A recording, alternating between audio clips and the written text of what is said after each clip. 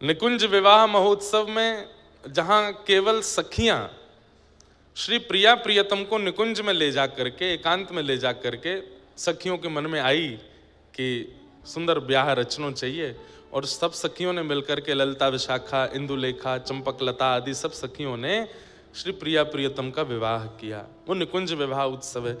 उसका वाचन मंच से सबके आगे नहीं करना चाहिए, क्योंकि लोग अधिकारी नहीं हैं।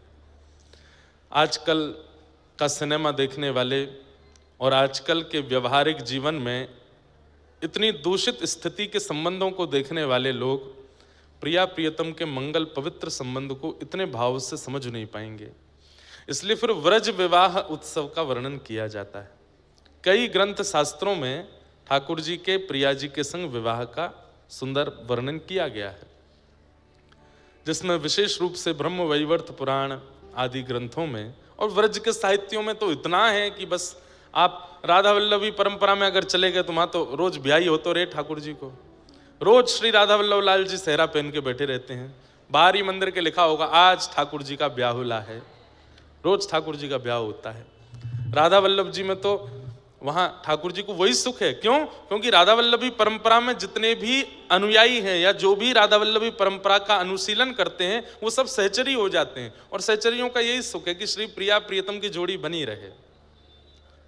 बसो मोरे नैनन में यह जोड़ी, एक हितरवंश महाप्रभु को उपहार में दिया गया ये पद है।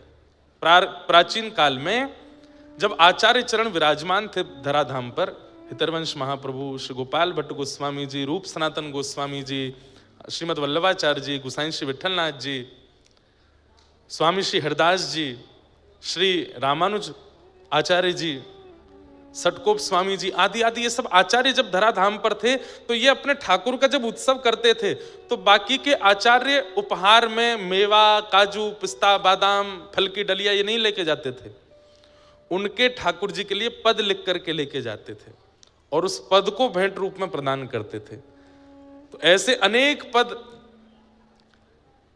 गाए जाते हैं। अब हमारे यहां अभी होली के पद गव रहे होंगे, पुष्टि मार्गियों में, हमारे हरिवंशियों में, हरदासियों में धमार के पद गाए जाते हैं। तो उसमें अब कभी आप सुनेंगे कि पुष्टि मार्ग की परंपरा में स्वामी श्री हरदास जी का कोई पद गवा। कैसे गवा? बोले गोसाई जी ने उत्सव किया तो हरिदास जी गए थे और वहां जाकर के धमार का पद गा के आए, तो वो पद फिर वहां की रीति में आज तक गाया जा रहा है। वही आप सुनेंगे कि राधा वल्लभी परंपरा में गोसाई जी दर्शन करने आए तो अष्ट सखाओं ने वहां पद बना करके गाया, आदि आदि सब ऐसे भाव है। तो ये पद किसी ने हरवंश महाप्रभु को भेंट किया। श्री हरवंश महाप्रभु कहते हैं कि ठाकुर जी एक आंख भी दे सकते थे, दो आंख क्यों दी? बोले एक नेत्र में श्याम सुंदर विराजेंगे, दूसरे में प्रिया जी विराजेंगे, इसलिए दो नेत्र दिए। भाई प्रेम गली अति सांकरी तामे दो ना समाए, इसलिए द्वार बड़ा रखा ताकि दोनों प्रवेश कर सकें, इसलिए दो नेत्र हैं। बसो मोरे नैनन में यह जोड़ी, कैसी जोड़ी? नव दुल्हे व्रजराज सावरो, नव दुल्हे राज सावरो। जो नहीं गावे को वाकू अपने बगल वाले की सौगंध है। आप लोग यहाँ सुनने नहीं आए हैं, वैसे तो आए सुनने ही हैं, पर जब पद गाने की आज्ञा व्यास मंच से हो तो गाना भी है। क्या पता आप तो बेमन से गाओगे, पर आपका गायन सुन के बगल वाला भाव से गावे, उसके चित्त में ठाकुर जी आ जाए। नव दुल्हे व्रजराज सावरो, नव दुल्हे राज सावरो, दुल्हन राधा गोरी, दुल्हन राधा गोरी। बसो मोरे नैनन में यह जोड़ी, बसो मोरे नैनन में यह जोड़ी। हित हरिवंश करीन्यो छावर, हित हरिवंश करीन्यो छावर। चिरजीवो यह जोड़ी, चिरजीवो यह जोड़ी, बसो मोरे नैनन में यह जोड़ी, बसो मोरे नैनन में। श्री हित हरिवंश करी न्योछावर, चिरजीवो यह जोड़ी, यह जोड़ी, यह जोड़ी अविचल वृंदावन। आहा, ऐसे हमारे श्री प्रिया प्रियतम, आज उनके विवाह उत्सव की आप सबको बधाई हो, बधाई हो, बधाई हो। बहुत मुश्किल है, मैं चाहूं तो विवाह उत्सव की कथा सुना दूं, पर वहां से वापस भागवत जी में आना मेरे लिए मुश्किल हो जाएगा। और फिर यहाँ ठाकुर जी को बताओ, दुल्हा को ब्याह पहले कर दियो, जन्म बाद में कियो, कितना विचित्र लगेगा। आज ठाकुर जी का जन्म उत्सव, गुब्बारे पहले लगा दिए यहाँ पे।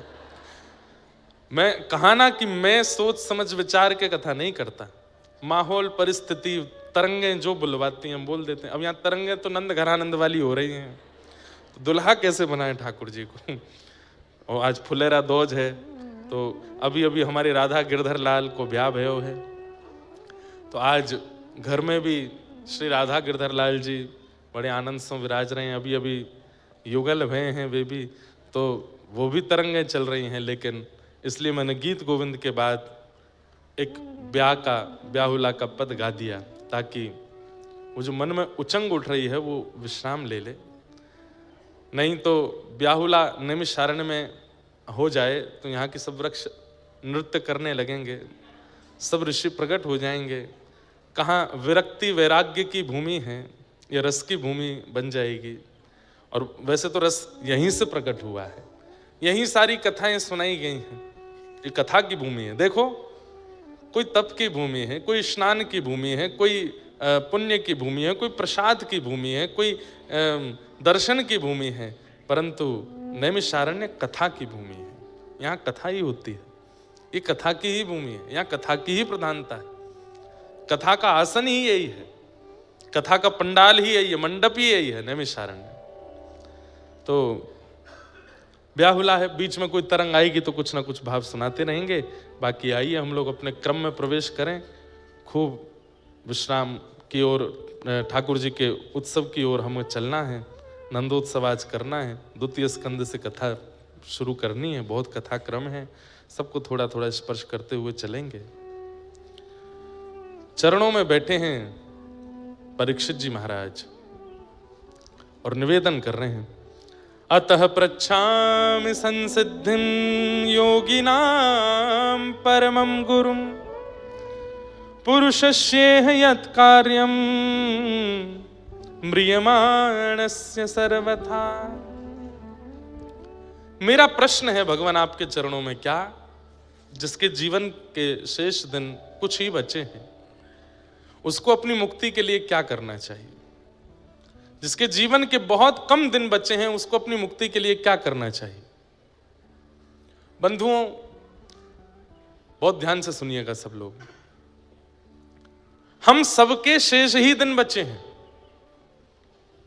कोई यहां माई का लाल ऐसा नहीं बैठा है जो ये कह दे कि मैं इतने दिन और जीवित रहने वाला हूं। कभी भी प्राण जा सकते हैं, कभी भी तन छोड़ सकती है ये आत्मा। तो ये प्रश्न कहीं ना कहीं हम सबके लिए है कि म्रियमाण व्यक्ति को अपनी मुक्ति के लिए क्या करना चाहिए। हम सब म्रियमाण अवस्था में, कभी भी प्राण जा सकते हैं हमारे। इसी प्रश्न को सुनकर के अब यहां से श्री सुखदेव जी महाराज कहना प्रारंभ करते हैं। वरीयाने शते प्रश्न क्रतो लोकहितं नृपः आत्मवित् सम्मतः पुंसां श्रोतव्यादिषु यप्परः। राजन, तुम जो पूछ रहे हो कि जल्दी मरने वाले की मुक्ति का उपाय क्या है, अगर तुमने ये लोक हित के लिए प्रश्न किया है तो ये प्रश्न उचित है। संसार समाज के लिए अगर ये प्रश्न किया है तो ये प्रश्न उचित है, लेकिन अपने लिए अगर किया है तो ये उचित नहीं है। सुखदेव जी की इस बात को सुनकर परीक्षित बोले, क्या मैं संसार में नहीं आता? सबके लिए पूछ रहा हूं तो ये उचित है, अपने लिए पूछ रहा हूं तो ये उचित नहीं है। इसका क्या अर्थ हो सकता है भगवान? बोले, तुम कौन हो? पांडवों के वंशधर हो, तुम वो बालक हो जिसने जन्म से पूर्व भगवत दर्शन किया है मातृगर्भ में। हमने कथा नहीं कही थी, जल्दी में स्पर्श करके निकल गए थे। उत्तरा के गर्भ में जब तुम विराजमान थे, उस समय अश्वत्थामा ने तुम्हारी हत्या करने के लिए ब्रह्मास्त्र छोड़ा था, तब ठाकुर जी ने गर्भ में जाके तुम्हारी रक्षा की। तुम वो बालक हो जिसने जन्म बाद में लिया है, भगवान का दर्शन गर्भ में पहले किया है। तुम पांडवों के वंशधर हो। इतनी सब योग्यताएं होने के बाद भी तुम ये पूछ रहे हो कि जल्दी मरने वाली की मुक्ति का उपाय क्या है? अरे तुम्हें मुक्ति वैसे ही मिल जानी है। भगवत साक्षात्कार जिसने भी अपने जीवन में किया है, कभी ना कभी उसे मुक्ति मिलनी ही मिलनी है। तुमने किया है, तुम्हारी मातृ गर्भ में ठाकुर जी आए हैं, तो तुम्हें तो मुक्ति मिली हुई ही है। तुम ये कहो कि मुक्ति के लिए मैं क्या करूं, तो ये प्रश्न तुम्हारे लिए उचित नहीं है।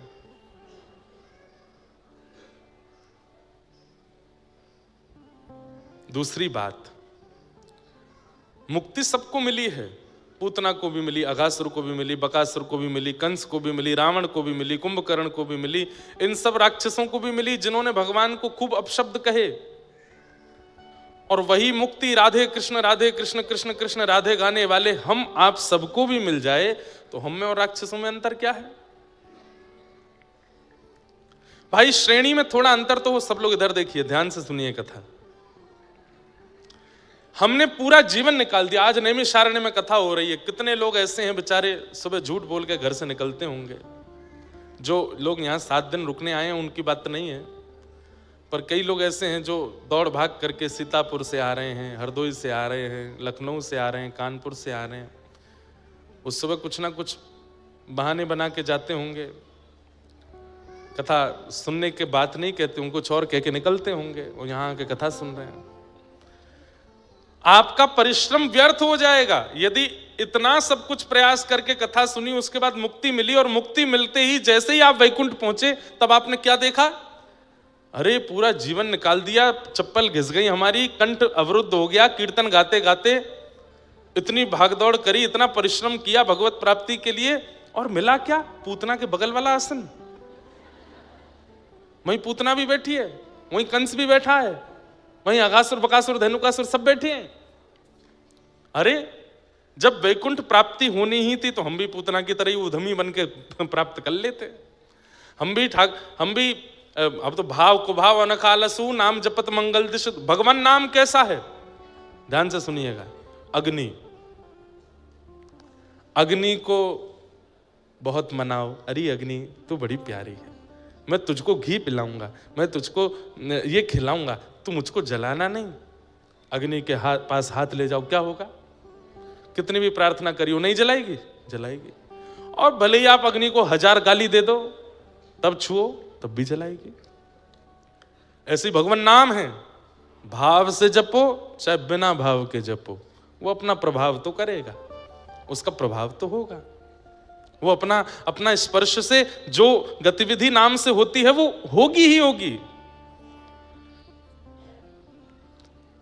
तो हमें तो इस बात का बड़ा कंसर्न है कि भाई इतनी कथा गा करके, इतना सब कुछ करके, इतनी मेहनत करके, इतना परिश्रम करके, जीवन पूरा ठाकुर जी को अर्पित करके मुक्ति मिली, और उसमें भी मुक्ति में क्या मिला?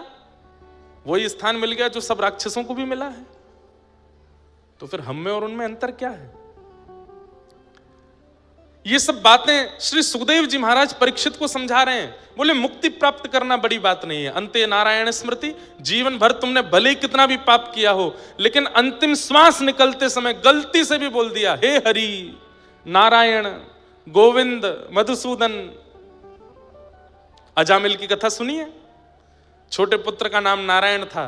यमदूत पकड़ने के लिए आए तो अपने पुत्र को बुला रहा था, नारायण बचाओ, नारायण आओ। इतने में ही विष्णुदूत आ गए और यमदूतों को भगा करके उसको वैकुंठ ले गए। जीवन भर इतना पाप किया, व्यभिचार किया, दुर्भाव किया, लेकिन अंत में नारायण बोलने मात्र से सदगति हो गई। एक बहुत सुंदर बात है, एक बात बड़ी प्रसिद्ध है, जन्म जन्म मुनि जतन कराई, अंत राम कही आवत नाही। ये कहना जितना आसान है कि अंतिम श्वास में नारायण राम कृष्ण हरि नाम आ जाए, उतना ही कठिन है, क्योंकि अंतिम श्वास में इन्हीं की याद नहीं आती, बाकी सबकी याद आ जाएगी। जिस व्यक्ति से आप 25-30 साल से मिले नहीं, उसका नाम भी याद आ जाएगा अंतिम श्वास में, लेकिन ठाकुर जी का नाम याद नहीं आता। हमारे हिंदू वैदिक सनातन धर्म में इसलिए सबके नाम भगवान नाम रखने की आज्ञा क्यों दी गई? भले ही अंतिम श्वास में दूर के रिश्तेदार के बालक का नाम भी याद आया, उसका नाम यदि माधव हुआ तो कम से कम उसका नाम स्मरण करके मुक्ति तो मिलेगी। लेकिन आजकल नए गुरुजी आए हैं समाज में, गूगल गुरुजी, वही नामकरण कर रहे हैं बच्चों का। ऐसे ऐसे नाम आ रहे हैं बच्चों के। अच्छा, आजकल के युवा सोचते हैं कि थोड़ा मॉडर्नाइजेशन होना चाहिए, नाम में थोड़ी विचित्रता होनी चाहिए, थोड़ा बोलने में स्वीट लगना चाहिए। अरे भाई, ये सोच के नाम मत रखो, कहीं उसमें इतनी आसक्ति हो गई कि अंतिम श्वास में उसका नाम लिया गया और कहीं वो नाम भगवान का नहीं हुआ तो फिर सदगति से वंचित हो जाओगे। और आप अपना विचार मत करो, अरे आपके बालक से आपके पिता का प्रेम हो गया, दादाजी का प्रेम हो गया, कहीं उन्होंने उसका नाम अंत में ले लिया तो उनकी सदगति हो जाएगी। गोपाल सहस्त्र नाम है, विष्णु सहस्त्र नाम है, इनसे नाम रखो बालकों के। राधा सहस्त्र नाम है, उनसे नाम रखो। और गूगल पे ऐसे ऐसे नाम बताए जाते हैं, उसका क्या अर्थ है? अब मैं नाम बोलूंगा नहीं मन से, पता नहीं आप में से किसी के बच्चे का हुआ तो फिर दुखी हो जाओगे कि हमारे बच्चे का भी यही नाम है। पर नहीं, नाम भगवान नाम पर रखिए। क्या पता किसी व्यक्ति की आसक्ति आपके बालक में हो गई और उसने अंतिम श्वास में ले लिया नाम, तो कम से कम अपने जीवन के पापों से मुक्त तो हो जाएगा वो। इसलिए भगवान नाम रखिए बालकों का।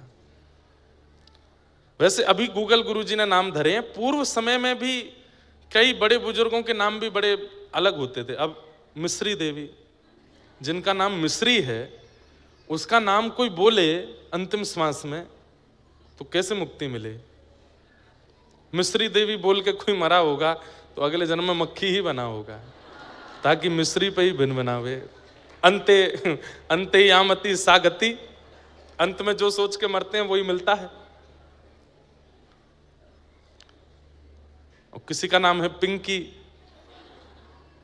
और वो मृत्यु के समय बहुत आसक्ति के कारण भूल गया हो पिंकी, अगले जन्म में क्या बनेगा वो? उसको मुक्ति तो नहीं मिलने वाली। निकनेम भी जो रखते हैं बच्चों के, वो इतने ऊटपटांग मत रखा कीजिए। अब बताओ, पप्पू कोई बोल करके अगर प्राण त्याग दे तो उसका क्या होगा?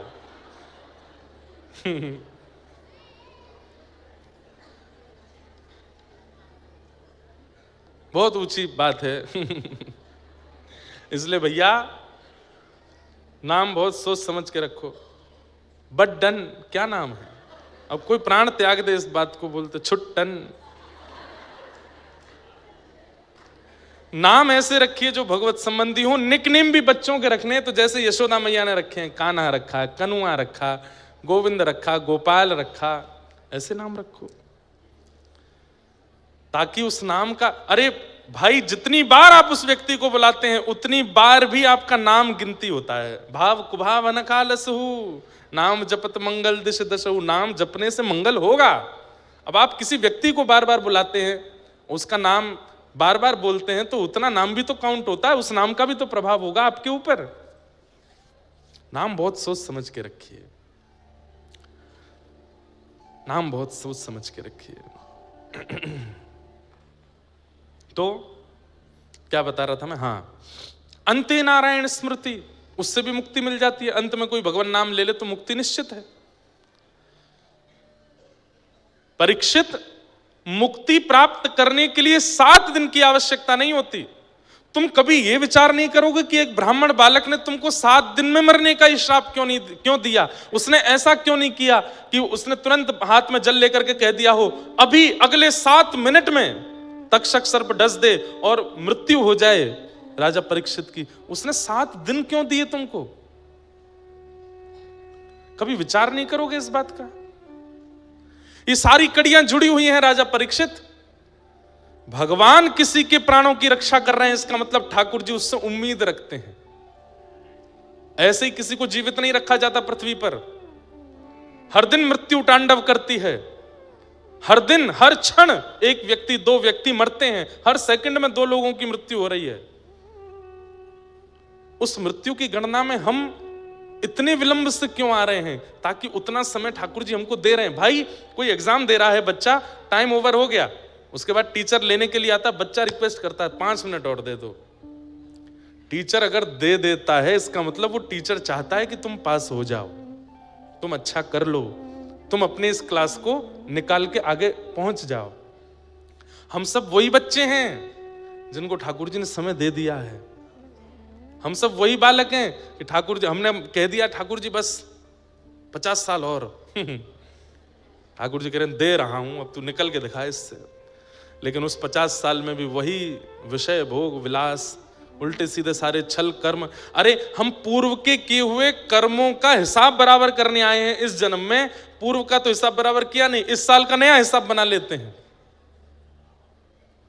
तब क्रोध में भर करके ठाकुर जी फिर हमको 84 लाख में नचाते हैं। तो मांगा था मुझसे, अब वही टीचर, उससे बच्चे ने कहा 15 मिनट और दे दीजिए मैम, मैं अभी सारे क्वेश्चन कर दूंगा, जल्दी जल्दी कर, जल्दी कर। अब 15 मिनट में भी करने के बाद जब रिजल्ट आया तो फेल हो गया। तो वो टीचर कितनी नाराज होती है, तेरे को मैंने एक्स्ट्रा टाइम दिया था फिर भी फेल हो गया, क्या पढ़ा फिर तूने? ठीक वैसे ही बंधुओं, हम आप सब वही बालक हैं जिनको एक्स्ट्रा टाइम मिल गया है। इस जीवन का कोई भरोसा नहीं, कभी भी प्राण जा सकते हैं, लेकिन हर दिन सुबह उठ करके जगह आप देखते हो कि आप जीवित हो, तो ये विचार कीजिए कि आज मुझसे कुछ उम्मीद है ठाकुर जी को, मैं आज भजन करूं, नाम करूं, कथा सुनूं, अपने जीवन को सफल बनाऊं।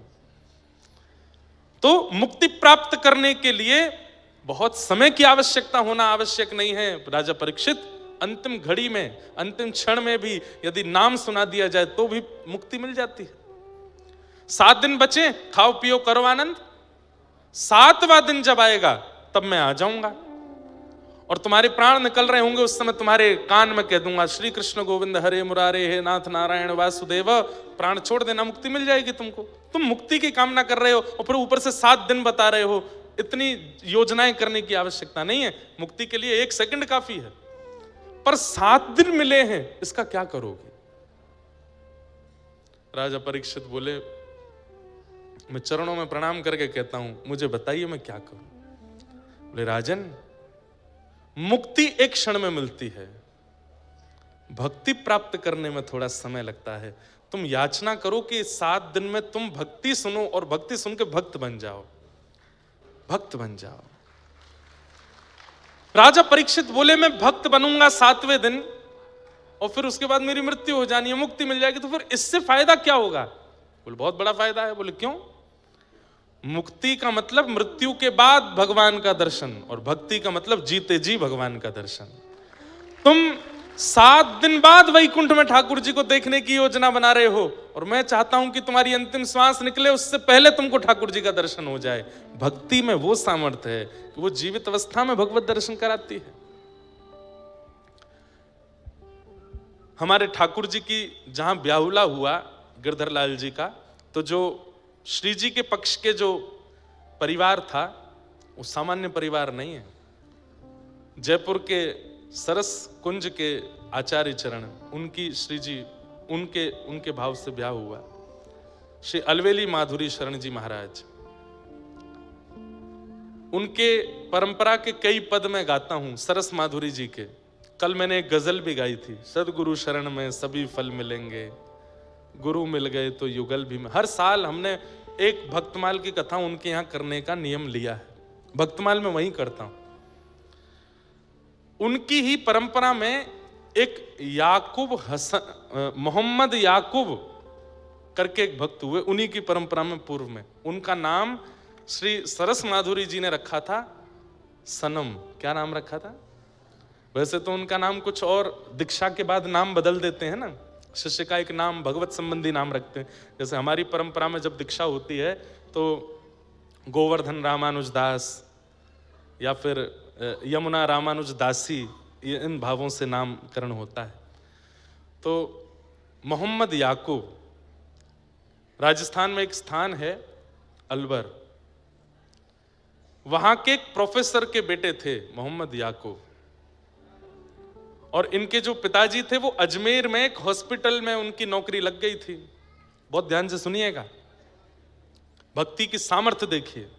हम तो हिंदू हैं, हम तो वैष्णव हैं, हम तो कथा सुनते हैं। और मैं कोई अभिमानवश नहीं कह रहा हूं, हमने दीक्षा देना गत वर्ष प्रारंभ किया। उन दीक्षा लेने वाले सब वैष्णव बालकों में 4 बालक मुस्लिम भी हैं जिन्होंने दीक्षा ली है।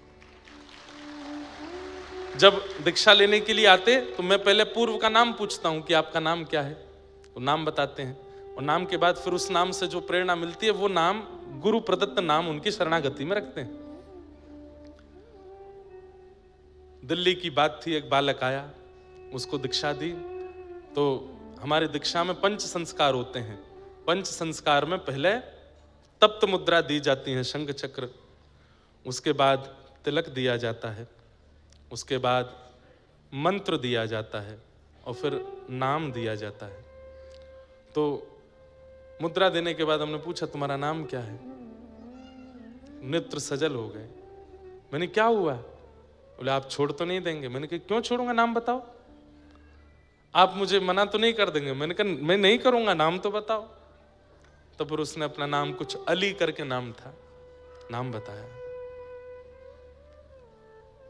बोले महाराज जी मैं रोज गीत गोविंद करता हूं, रोज कथा सुनता हूं, मैं बिहार का निवासी हूं, मेरा पूरा खानदान कट्टर मुस्लिम है, पर एक बार एक रील देख ली थी मैंने, और मैं उस समय बड़ी विषम स्थिति में था, प्राण त्यागने की स्थिति में था, और वो रील देख करके मैंने फिर ढूंढा कि कौन है।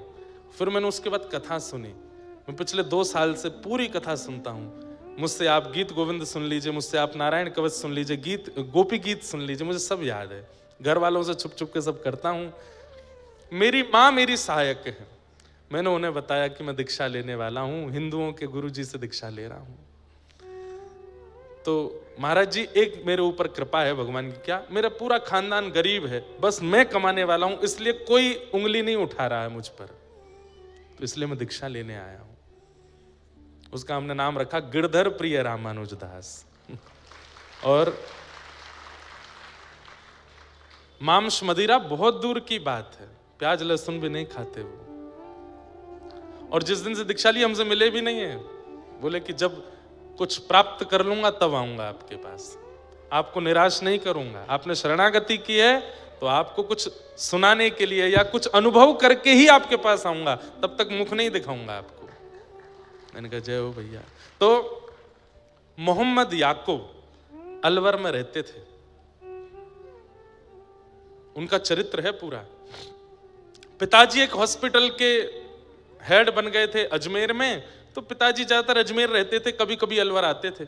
इनकी माताजी जो थी वो भी मुस्लिम थी, लेकिन जैसे बच्चों को कईयों को नॉवल पढ़ने का शौक होता है, किताब पढ़ने का शौक होता है, इनकी माँ ने भी बचपन में कई किताबें पढ़ी और पढ़ते पढ़ते उनके हाथ रामचरित्र मानस पढ़ गए। और उन्होंने जब मानस जी को पढ़ा, तुलसीदास जी के कृत मानस जी को, तो इतना मन लगा, उसको पढ़ती रही। इनके पिता ने, माँ ने, सबने डांटा तेरा ब्याह होने वाला, ये छोड़ दे। ये छुपा करके मानस जी अपने घर ले आई और अपने पति से छिपके पढ़ती थी। लेकिन जब पति की नौकरी लग गई अजमेर में तो ये बड़ी खुश, पूरे दिन मानस जी पढ़ती थी। तब इनको किसी ने कह दिया कि तुमने मानस जी पढ़ ली, अब एक बार वाल्मीकि रामायण भी पढ़ो। अब वाल्मीकि रामायण संस्कृत में है, उसकी हिंदी टीका तो है नहीं, उस समय नहीं थी। तब मोहम्मद याकूब ये डॉक्टरी की पढ़ाई कर रहे थे अलवर में। तब इन्होंने अपने पुत्र से एक दिन कहा, बोले तुम पढ़ने में इतने अच्छे हो, जो चाहते हो वो पढ़ लेते हो, अपनी माँ की एक इच्छा पूरी करोगे? बोले कहिए ना माँ, मैं क्या करूं? तो बोले कि है तो विपरीत बात, पिता को पता चले तो हो सकता है कि मारपीट तक उतर जाए, और समाज को पता चले तो बहुत बड़ा बहिष्कार, मृत्यु दंड तक मिल सकता है। लेकिन मेरी एक इच्छा है, मेरा मन इतना राम में लग चुका है, मैं इतना ज्यादा उनमें खो चुकी हूँ, चलते फिरते मुझे राम दिखते हैं। तो इनके पुत्र बोले माँ कैसी बात करती हो, ये तो हिंदुओं के भगवान है। बोले हाँ, मैं चुप चुप के मानस पढ़ती हूँ, मेरा बहुत मन है कि मेरे प्राण निकले एक बार, उससे पहले मैं वाल्मीकि रामायण पढ़ूं, परंतु वो संस्कृत में है, मैं पढ़ नहीं पाऊंगी, समझ नहीं पाऊंगी, मैं क्या करूं माँ?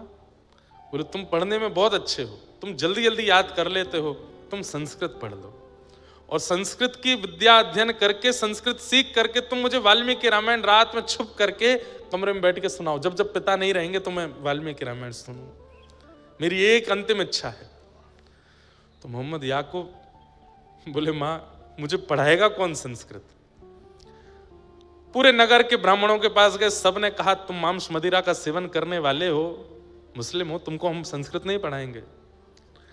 तो माँ ने कहा, बेटा मेरे लिए इतना नहीं करेगा? बोले, क्या? तू छोड़ दे मांस मदिरा, नहीं खाया कर। बोले, माँ हमारा एक त्योहार है उसमें तो खाना ही पड़ता है। बोले कि दिखाना सबको पर खाना नहीं, और इतना विश्वास किसी ब्राह्मण को दिला दे कि तू नहीं खाएगा, शायद वो तुझे पढ़ा दे। कल जो मैंने एक पद गाया था ना गोस्वामी तुलसीदास जी का, वो यहां सिद्ध होता है कि मोहम्मद याकूब की मां को राम जी मीठे लग गए हैं। जो मोहे राम लागते मीठे, इतने मीठे लग गए कि अपने पुत्र को पूरे विपरीत क्रिया करवा दी, अपने धर्म से विपरीत। तब एक अलवर के पास के एक ब्राह्मण थे, उनको जब इन्होंने विश्वास दिला दिया कि मैं शुद्ध रहूंगा, पवित्र रहूंगा, आप कृपा कर मुझे संस्कृत पढ़ाओ, तब उन्होंने 6 महीने संस्कृत का अध्ययन किया और 6 महीने में इतना याद कर लिया, इतने अद्भुत। अपनी डॉक्टरी की पढ़ाई भी करते थे, वहां पर भी निपुण, और रात्रि छुप करके संस्कृत पढ़ने जाते। संस्कृत जब पूर्ण रूपेण आ गई तब वाल्मीकि रामायण लेके आए और अपनी माँ को सुनाते, श्लोक कहते, फिर उसका अर्थ सुनाते, फिर श्लोक कहते, अर्थ सुनाते। माँ तो सुनते सुनते सुनते भाव विभोर होकर सो जाती, लेकिन इनके ऊपर जो उसका असर होता था वो अलग था। ये तो बस उसी चित्त में रहते, उसी भाव में रहते, हनुमान जी की झांकी, राम जी की झांकी, लक्ष्मण आदि इन सब के भाव में बने रहते। अब वाल्मीकि रामायण पढ़ के रामचरित्र तो इनको सब समझ में आ चुका था, अब इच्छा प्रकट हुई कि अब रामायण तो हो गई, अब मैं क्या पढ़ूं? तब एक दिन उन्होंने उन्हीं गुरुजी के पास जाके बोले, गुरुजी अब मैंने रामायण तो पढ़ लिया, अब क्या पढ़ूं? बोले, अच्छा श्रीमद् भागवत पढ़ो। और जैसे ही श्रीमद् भागवत प्रदान की, प्रथम द्वितीय तृतीय चतुर्थ पंचम षष्ठम सप्तम अष्टम नवम, और जैसे ही 10वें स्कंद में पहुंचे और गोपी गीत का पाठ किया है, गोपी गीत का पाठ करते ही मेरो मन गिरधर छवि पे अटक्यो, सजल श्याम घन वरण लीन है, फिर चित अनंत न भटक्यो, मेरो मन गिरधर छवि पे अटक्यो। अब तो अलवर में दिखने वाली पहाड़ियां इनको गिरिराज जी दिखने लगे, अलवर में दिखने वाले सरोवर राधा कुंड कृष्ण कुंड लगने लगे, बहनी वाली नदियां यमुना जी लगने लगी, और दिखने वाला हर श्याम वर्ण का व्यक्ति कृष्ण लगने लगा। नेत्रों में आंसू 24 घंटे रहने लगे, ये सूखे नेत्र नहीं रहते थे, 24 घंटे नेत्रों में अश्रु। और श्याम सुंदर कहां मिलेंगे, कैसे मिलेंगे, कब मिलेंगे, बस इसी स्थिति में रहने लगे। मां तो चली गई, लेकिन याकूब की स्थिति ऐसी कर गई, अब क्या करूं? एक दिन लाइब्रेरी में बैठ करके कुछ पढ़ रहे थे, तभी इन्होंने वहां देखा कि किसी के सिर पर तिलक है और वो किताब पढ़ रहा है और दूसरे हाथ में माला जप रहा है। इन्होंने जैसे उसको देखा, धीरे धीरे उसके पास गए और पास जाकर के बोले, आपने तिलक लगाया है, कंठी माला पहनी, आप क्या जप रहे हैं? बोले, मेरे गुरुदेव ने मंत्र दिया है, इस मंत्र से भगवत प्राप्ति होगी, प्रिया प्रियतम की प्राप्ति होगी। ये चरणों में गिर गए, मुझे ये मंत्र दे दीजिए, मुझे भी उनका दर्शन करना है। बोले, तुम तो मुस्लिम हो? बोले, मैं हूं, पर मैं जन्म से होऊंगा, शरीर से होऊंगा, पर मेरा मन पूर्ण रूपेण। अब ये तो वहीं बैठ के गोपी गीत सुनाने लगे, सारे भाव सुना दिए। बोले, मैं पूर्ण योग्य हूं, आप मुझे स्वीकार कर लीजिए, कैसे भी करके मंत्र दे दो। बोले, मंत्र मैं नहीं दे सकता, मंत्र तो गुरु देते हैं। बोले, अपने गुरुदेव से मिलवा दीजिए। तब इन्होंने कहा, परसों गुरुदेव घर आ रहे हैं, उनका सत्संग है, 600-700 वैष्णव आएंगे, तुम भी आना, चुपचाप आके बैठ के सुनना। श्री सरस माधुरी शरण जी महाराज घर आए और मोहम्मद याकूब बैठ करके सुन रहे थे। दीक्षा लेना तो दूर की बात, जैसे ही गुरुदेव आए हैं, उनकी रूप देखते ही, उनकी झांकी देखते ही, उनकी चाल, उनके नेत्र, उनका मुखमंडल देखते ही ये मूर्छित होकर गिर पड़े। इनको ऐसा लगा जैसे मानो प्रिया प्रियतम एक तनु होकर के मेरे सामने आ गए हैं। होश में लाए, बोले, तुम कुछ कहना चाहते हो, बात करो। बोले, कुछ नहीं, मेरे सारे समाधान पूर्ण हो गए। बोले, तुम्हें दीक्षा की, दीक्षा भी हो गई, इनके दर्शन ही दीक्षा है, बस ये जो आज्ञा कर दें वो। उन्होंने भी हृदय से लगाया और दीक्षा प्रदान करी। और इनका नाम वैसे तो कुछ सरस करके कुछ नाम रखा, प्रिय सरस ऐसे करके कुछ नाम रखा, लेकिन फिर गुरुदेव को बहुत इनको देख करके बड़ा आनंद आता था, तो इनका नाम सनम साहब रख दिया। क्या नाम रखा? सनम साहब। और सनम साहब जी ने फिर ऐसे ऐसे पद गाए हैं, ऐसे ऐसे भाव गाए हैं श्री प्रिया प्रियतम के मिलन के। अनुपम माधुरी जोड़ी हमारे श्याम श्यामा के, ये सब भाव उसी परंपरा के हैं। तो मुक्ति मतलब मृत्यु के बाद भगवत दर्शन, और भक्ति मतलब जीते जी ठाकुर जी का अनुभव। चाहे आप किसी जाति में हो, बिरादरी में हो, परंपरा में हो, कैसे नहीं हो, इससे कोई फर्क नहीं पड़ता। भक्ति जीवन में आ जाती है तो जीते जी ठाकुर जी का अनुभव होने लगता है। ठाकुर जी अनुभूति ही कराते हैं, ये बात लिख लीजिएगा, अनुभव ही होता है उनका। जैसे उस दिन नंदू भैया को यहां पर कोई डाल मचलती हुई दिखी, अब आप भूत प्रेत नहीं मानना, जिनको देख के भय लगे समझो वो भूत प्रेत है, और जिनको देख करके और देखने की इच्छा हो, जिस अनुभूति को देख करके, जिस भाव को देख करके और समीप जाने की इच्छा हो, समझ जाना वो अबनॉर्मल स्थिति जो दिख रही है वो ठाकुर जी ही हैं, वो आपको ही अनुभव करा रहे हैं। भक्ति, तुम भक्ति चुनो, मुक्ति नहीं। श्री परीक्षित जी महाराज ने तुरंत सुखदेव जी के चरणों में प्रणाम किया और प्रणाम करते हुए कहा, भगवान अब मुझे मुक्ति की याचना नहीं है, क्या करें? समीचीनम बचो ब्रह्मन् सर्वज्ञस्य त्वानघ तमो विशीर्यते मह्यम हरे कथयतः कथा। अब मुझे कुछ नहीं चाहिए नाथ, बस आपके चरणों में प्रणाम करते हुए अब हरि की कथा सुनाओ।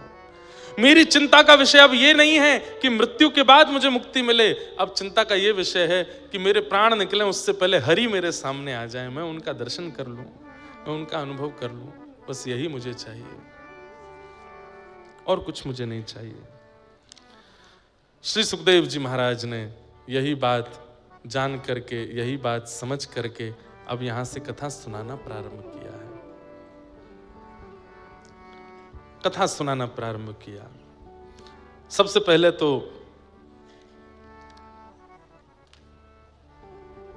चतुश्लोकी भागवत का वर्णन करते हुए सृष्टि प्रसंग सुनाया।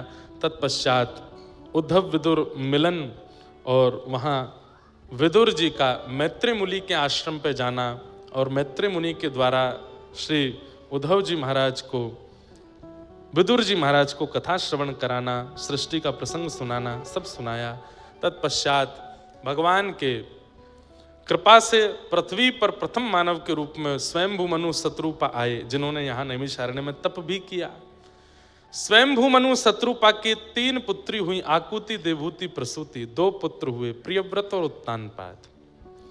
अब यहाँ देवहूति माता का प्रसंग सुनाया गया, जहाँ देवहूति जी का विवाह कर्दम ऋषि के साथ में हुआ और संतान के रूप में भगवान कपिल प्रकट हुए। बोलो कपिल भगवान की।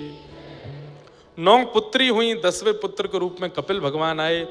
देवहूति माता के साथ में इनका सुंदर संवाद हुआ, जिसे दर्शन शास्त्र, सांख्य शास्त्र भी कहते हैं कपिल देवहूति संवाद। देवहूति माता ने कई प्रश्न किए और उन प्रश्नों का उत्तर यहां श्री कपिल भगवान दे रहे हैं। निर्वीणानितरां भूमल असद इंद्रिय तर्षणात् येन संभाव्यमानेन प्रपन्नांधम तम प्रभु।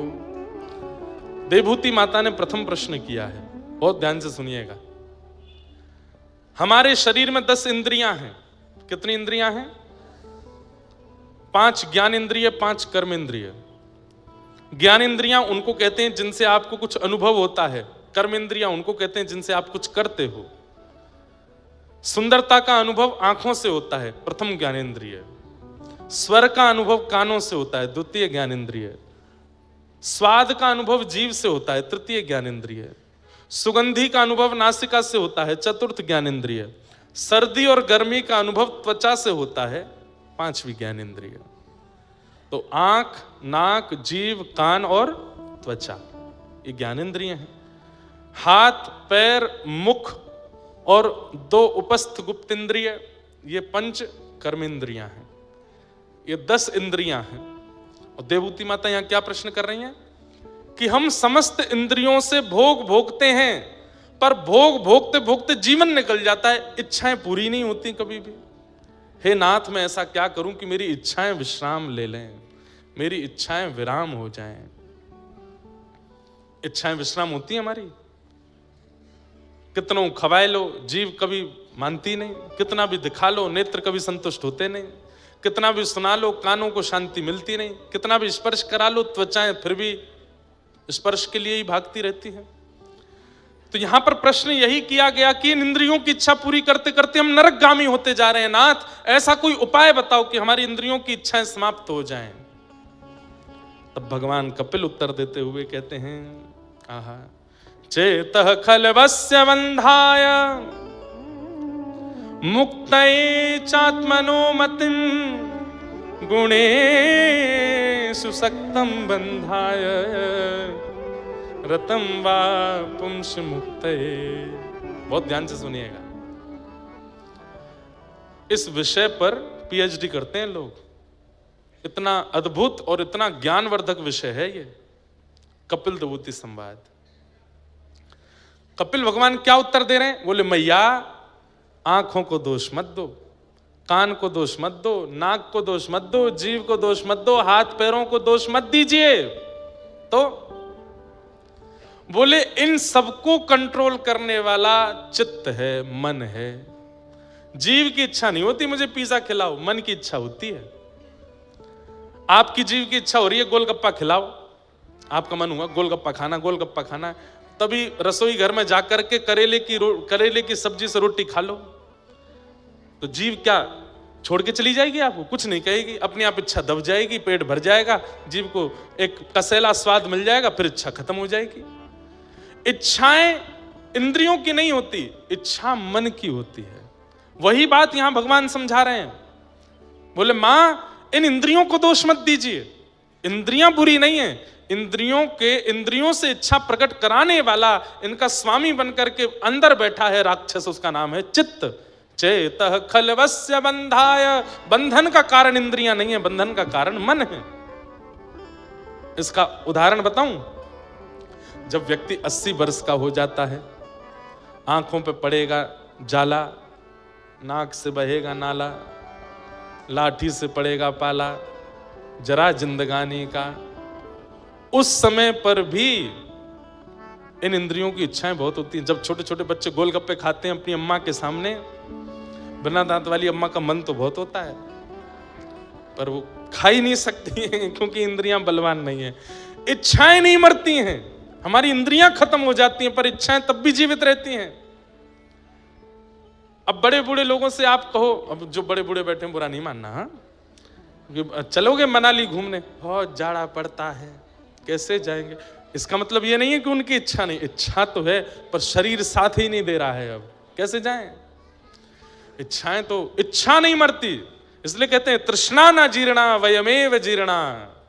हमारी तृष्णा यानी कि इच्छा कभी नहीं मरती है, हम मर जाते हैं, हमारी इच्छाएं जीवित रहती हैं। मरते दम तक इच्छाएं खत्म नहीं होती। हमने कई बार सुना है, मरणासन स्थिति में पहुंच गया व्यक्ति, अंतिम श्वास ले रहा है, हाथ पैर चल नहीं रहे, लकवा मार गया, उससे पूछा गया कान पास रख के अंतिम इच्छा बता दो, तंबाकू खिला दो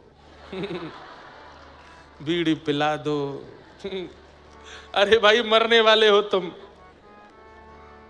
तुम्हारा पूरा कुल खानदान रो रहा है, अब भी इच्छा नहीं मरी तुम्हारी।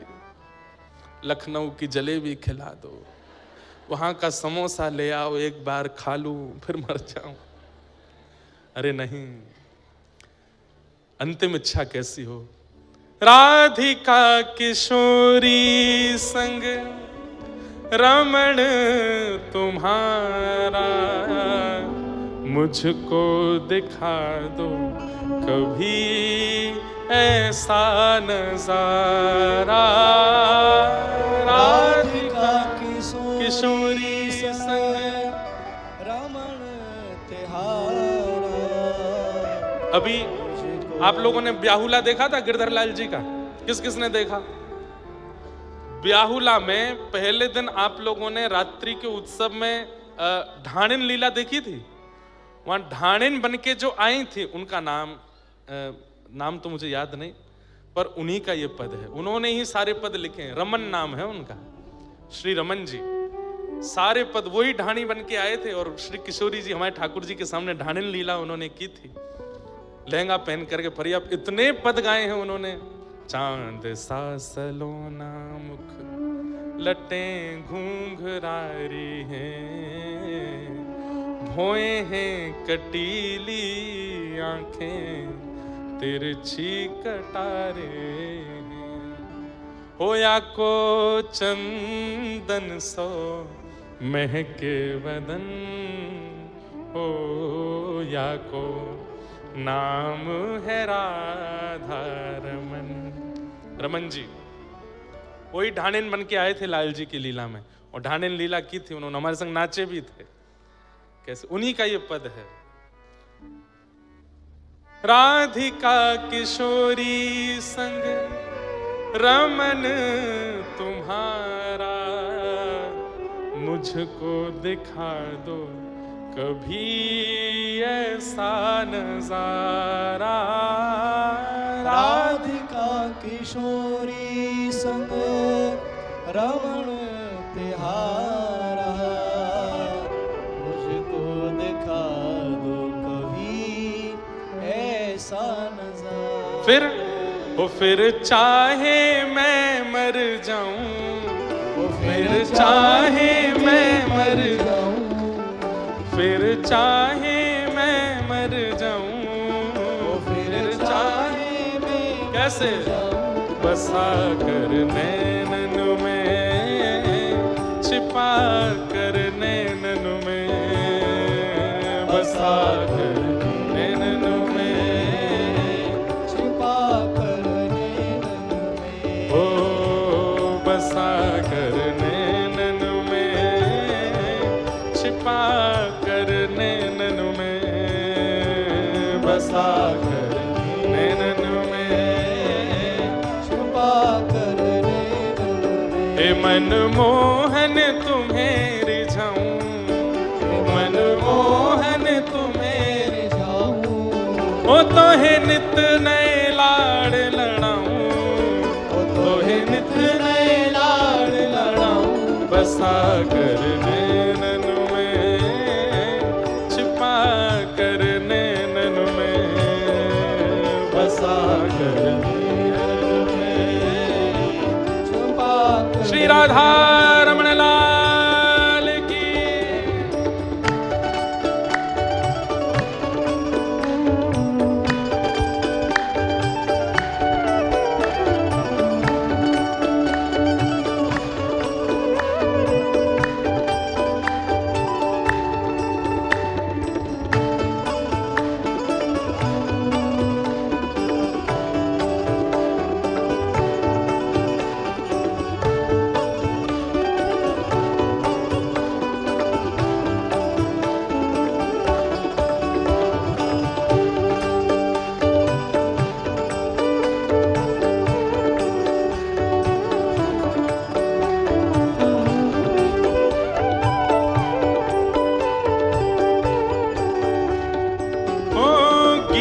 बन जाऊं तेरी बांसुरी के स्वर का, इठला के बल खाती पतली कमर का, गीत बन जाऊं तेरी बांसुरी के स्वर का, इठलाती बल खाती पतली कमर का, गीत बन जाऊं तेरी बांसुरी के स्वर का, इठलाती बल खाती पतली कमर का, पीला पटका बन जाऊं, पीला पटका बन जाऊं, ओ पीला पटका बन जाऊं, मटका मटका बन जाऊं, बसा कर नैनन में, छिपा कर नैनन में, बसा कर नैनन में, छुपा कर नैनन में, ओ बसा कर नैनन में, छिपा कर नैनन में, बसा कर नैनन में, छुपा गाओ भाव से। हे मनमोहन तुम्हें रिझाऊं, मनमोहन तुम्हें रिझाऊं, हो तो है नित नए लाड़ लड़ाऊं, तो है नित नए लाड़ लड़ाऊं, कैसे बसा कर नैनन में, छिपा कर नैनन में, बसा कर नैनन में, छुपा कर नैनन में। हे रूप सुधा का पीऊं सामने बैठा के, फूलों की छैया में तुमको बिठा के, रूप सुधा का पीऊं सामने बिठा के, फूलों की छैया में तुमको बिठा के, ओ रूप सुधा का पीऊं सामने बिठा के, फूलों की छैया में तुमको बिठा के, हो तेरे धीरे धीरे चरण दबाऊं, हो तेरे धीरे धीरे चरण दबाऊं, हो तेरे हौले हौले चरण दबाऊं, हो तेरे हौले हौले चरण हमारे दबाऊं। ब्रज भाषा में धीरे को बोलते हैं हौले, क्या बोलते हैं? अरे भैया ने हौले हौले चलियो, धीरे धीरे चलियो, ओ तेरे हौले हौले चरण दबाऊं, तेरे हौले हौले चरण दबाऊं, हाँ बसा कर नैनन में, छिपा कर नैनन में, बसा कर छुपा कर नैनन में, हाँ बसा कर नैनन में, छिपा कर नैनन में, बसा कर नैनन में, छुपा कर नैनन में। ओ मनमोहन तुम्हें रिझाऊं, मनमोहन तुम्हें रिझाऊं, हो तो है नित नए लाड़ लड़ाऊं, तो है नित नए लाड़ लड़ाऊं, बसा कर नैनन में, छिपा कर नैनन में, बसा कर।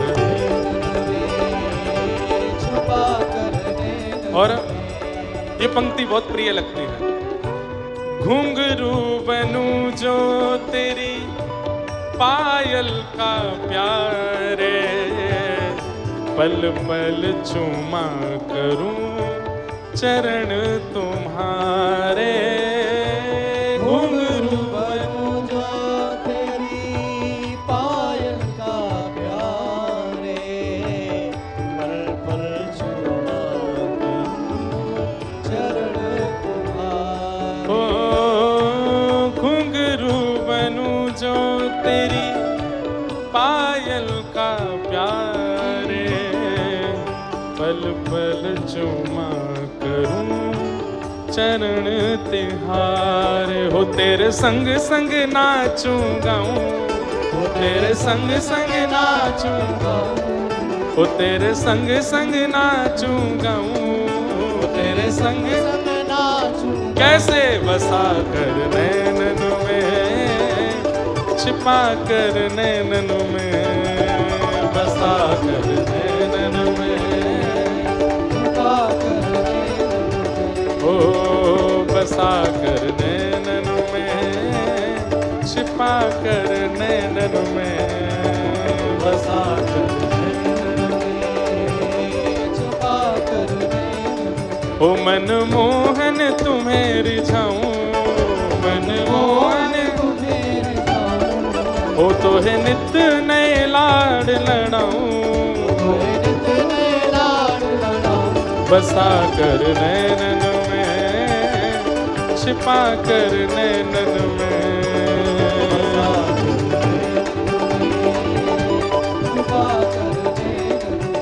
ओ बसा कर नैनन में, छिपा कर नैनन में, बसा कर नैनन में, छुपा कर नैनन में, ओ बसा कर नैनन में, छिपा कर नैनन में, बसा कर नैनन में, छुपा कर नैनन में। ए हरि बोल हरि बोल हरि बोल हरि बोल हरि बोल हरि बोल हरि बोल, हाँ हरि बोल हरि बोल हरि बोल हरि बोल, हरि बोल हरि बोल हरि बोल हरि बोल। ओ जय जय राधा जय जय राधा, जय जय राधा रमण हरि बोल, जय जय राधा रमण हरि बोल, जय जय।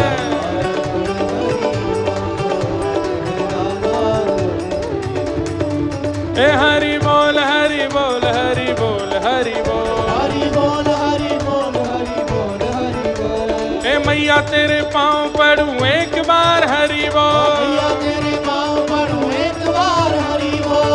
महाप्रभु श्री चैतन्य कहते हैं भैया एक बार हरि बोल बोल दो बस, मैया तेरे पाँव पड़ूं एक बार हरि बोल, मैया तेरे पाँव पड़ूं एक बार हरि बोल। भैया तेरे पाँव पड़ूं एक बार हरि बोल, मैया तेरे पाँव पड़ूं एक बार हरि ए हरि बोल हरि बोल, बोल हरि बोल। ए हरि बोल हरि बोल, हरि बोल हरि बोल। ओ मुकुंद माधव हरि हरि बोल, माधव हरि हरि बोल। हाँ मुकुंद माधव हरि हरि बोल, मुकुंद माधव हरि हरि बोल। ए हरि बोल हरि बोल, हरि बोल हरि बोल। ए हरि बोल हरि बोल, हरि बोल हरि बोल। ओ मुकुंद माधव हरि हरि बोल, माधव हरि हरि बोल। ए मुकुंद माधव हरि हरि बोल, माधव हरि हरि बोल। हाँ मुकुंद माधव हरि हरि बोल, माधव हरि हरि बोल। ए मुकुंद माधव हरि हरि बोल, माधव हरि जय जय श्री राम, जय जय श्री राम, जय जय श्री राम, बोलो वृंदावन बिहारी लाल की जय। राधिका किशोरी संग रमण तुम्हारा, मुझको दिखा दो कभी ऐसा नजारा, फिर चाहे मैं मर जाऊं, फिर चाहे मैं मर जाऊं, बसा कर नैनन में, छिपा कर नैनन में, हो बसा कर छुपा कर नैनन। चेतः खलवस्य बन्धाय मुक्तये चात्मनो मतम्, गुणेषु सक्तं बन्धाय रतं वा पुंस मुक्तये। भगवान कपिल कह रहे हैं मां, बंधन का कारण इंद्रियां नहीं, बंधन का कारण मन है। यदि इंद्रियां नहीं होती तो मेरा दर्शन कैसे करते, नेत्र नहीं होते मेरा दर्शन कैसे होता, कान नहीं होते मेरी कथा कैसे सुनते, जीव नहीं होती मेरा प्रसाद कैसे पाते, हाथ नहीं होते करताल कैसे बजाते, चरण नहीं होते परिक्रमा कैसे करते। अरे ये इंद्रियां हैं तो मेरी प्राप्ति हो सकती है, इंद्रियां नहीं होती तो मेरी प्राप्ति भी नहीं हो पाती। इन इंद्रियों को आप असद कैसे कह सकती हो मां? ये इंद्रियां असद नहीं है, असद मन है। और इस असद मन को सुधारने का एक ही तरीका है, क्या? प्रसंगम अजरम पाशम आत्मनः कवयो विदुः, स एव साधु सुकृतो मोक्षद्वारमपाव्रतम। इस मन को संसार की जगह सत्संग में लगा दो, मैया जितना संग संसारी लोगों का करोगे उतना मन आपकी इच्छाएं प्रकट करता जाएगा, जितना ये मन सत्संगियों के बीच में रहेगा उतने इस मन की इच्छाएं दबती चली जाएंगी, फिर ये मन मेरी कामना करेगा। समझ में आई बात? आ तो गई पर करेगा कोई नहीं। संग दोष, आप जैसों का संग करोगे मन वैसा होता चला जाएगा। छोटा बालक जितना शुद्ध होता है, छोटा बालक जितना करुण होता है, छोटा बालक जितना अद्भुत होता है, बड़े होते होते उसमें इतने दोष क्यों आते हैं? संग दोष के कारण।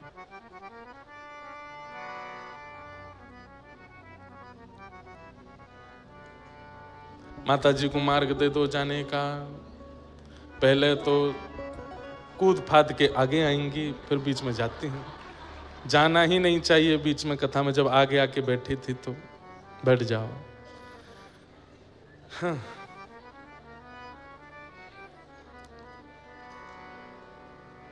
तितिक्षव कारुणिका सुहृद सर्वदेहिनां अजात सत्रवः शांता साधवः साधुभूषणात्। ये पंच लक्षण बताए हैं।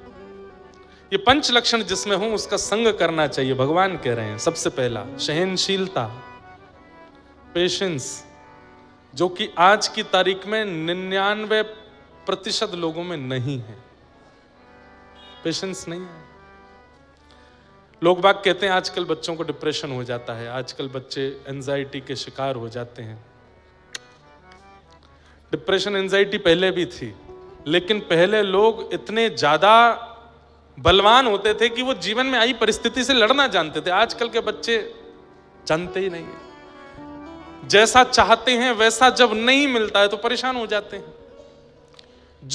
अरे इन बातों पे बच्चे परेशान हो जाते हैं कि ये पहनना चाहते थे और माता पिता ने नहीं दिलवाया, इसलिए डिप्रेशन में है। ये डिप्रेशन का कारण है। यहां जाना चाहते थे घूमने पर, माता पिता ने मना कर दिया। अब तो खैर माता पिता की आज्ञा वाला समय चला गया, अब तो अपनी इच्छा से कर लेते हैं, और वह भी नहीं कर पाए तो दुखी हो जाते हैं, परेशान हो जाते हैं, विचलित हो जाते हैं।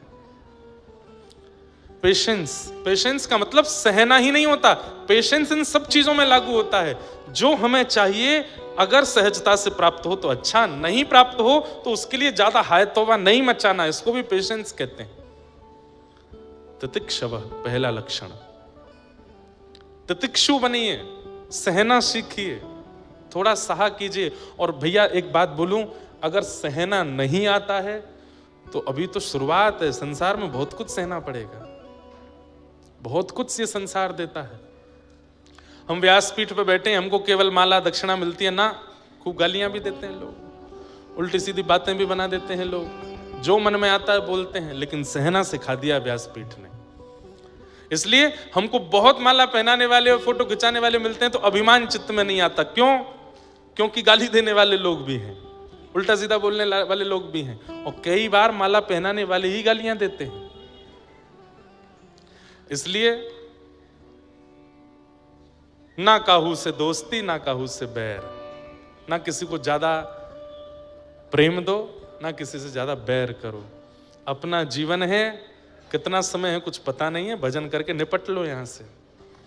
ये संसारवाद में पढ़ना ही नहीं है, निंदा स्तुतियों के बीच में जाना ही नहीं है। अपने ठाकुर जी की सेवा करो, कथा सुनाओ, सुनो, प्रेम से निकलो यहां से। ज्यादा यहां के चक्कर में पढ़ना नहीं है, बहुत खतरनाक है संसार।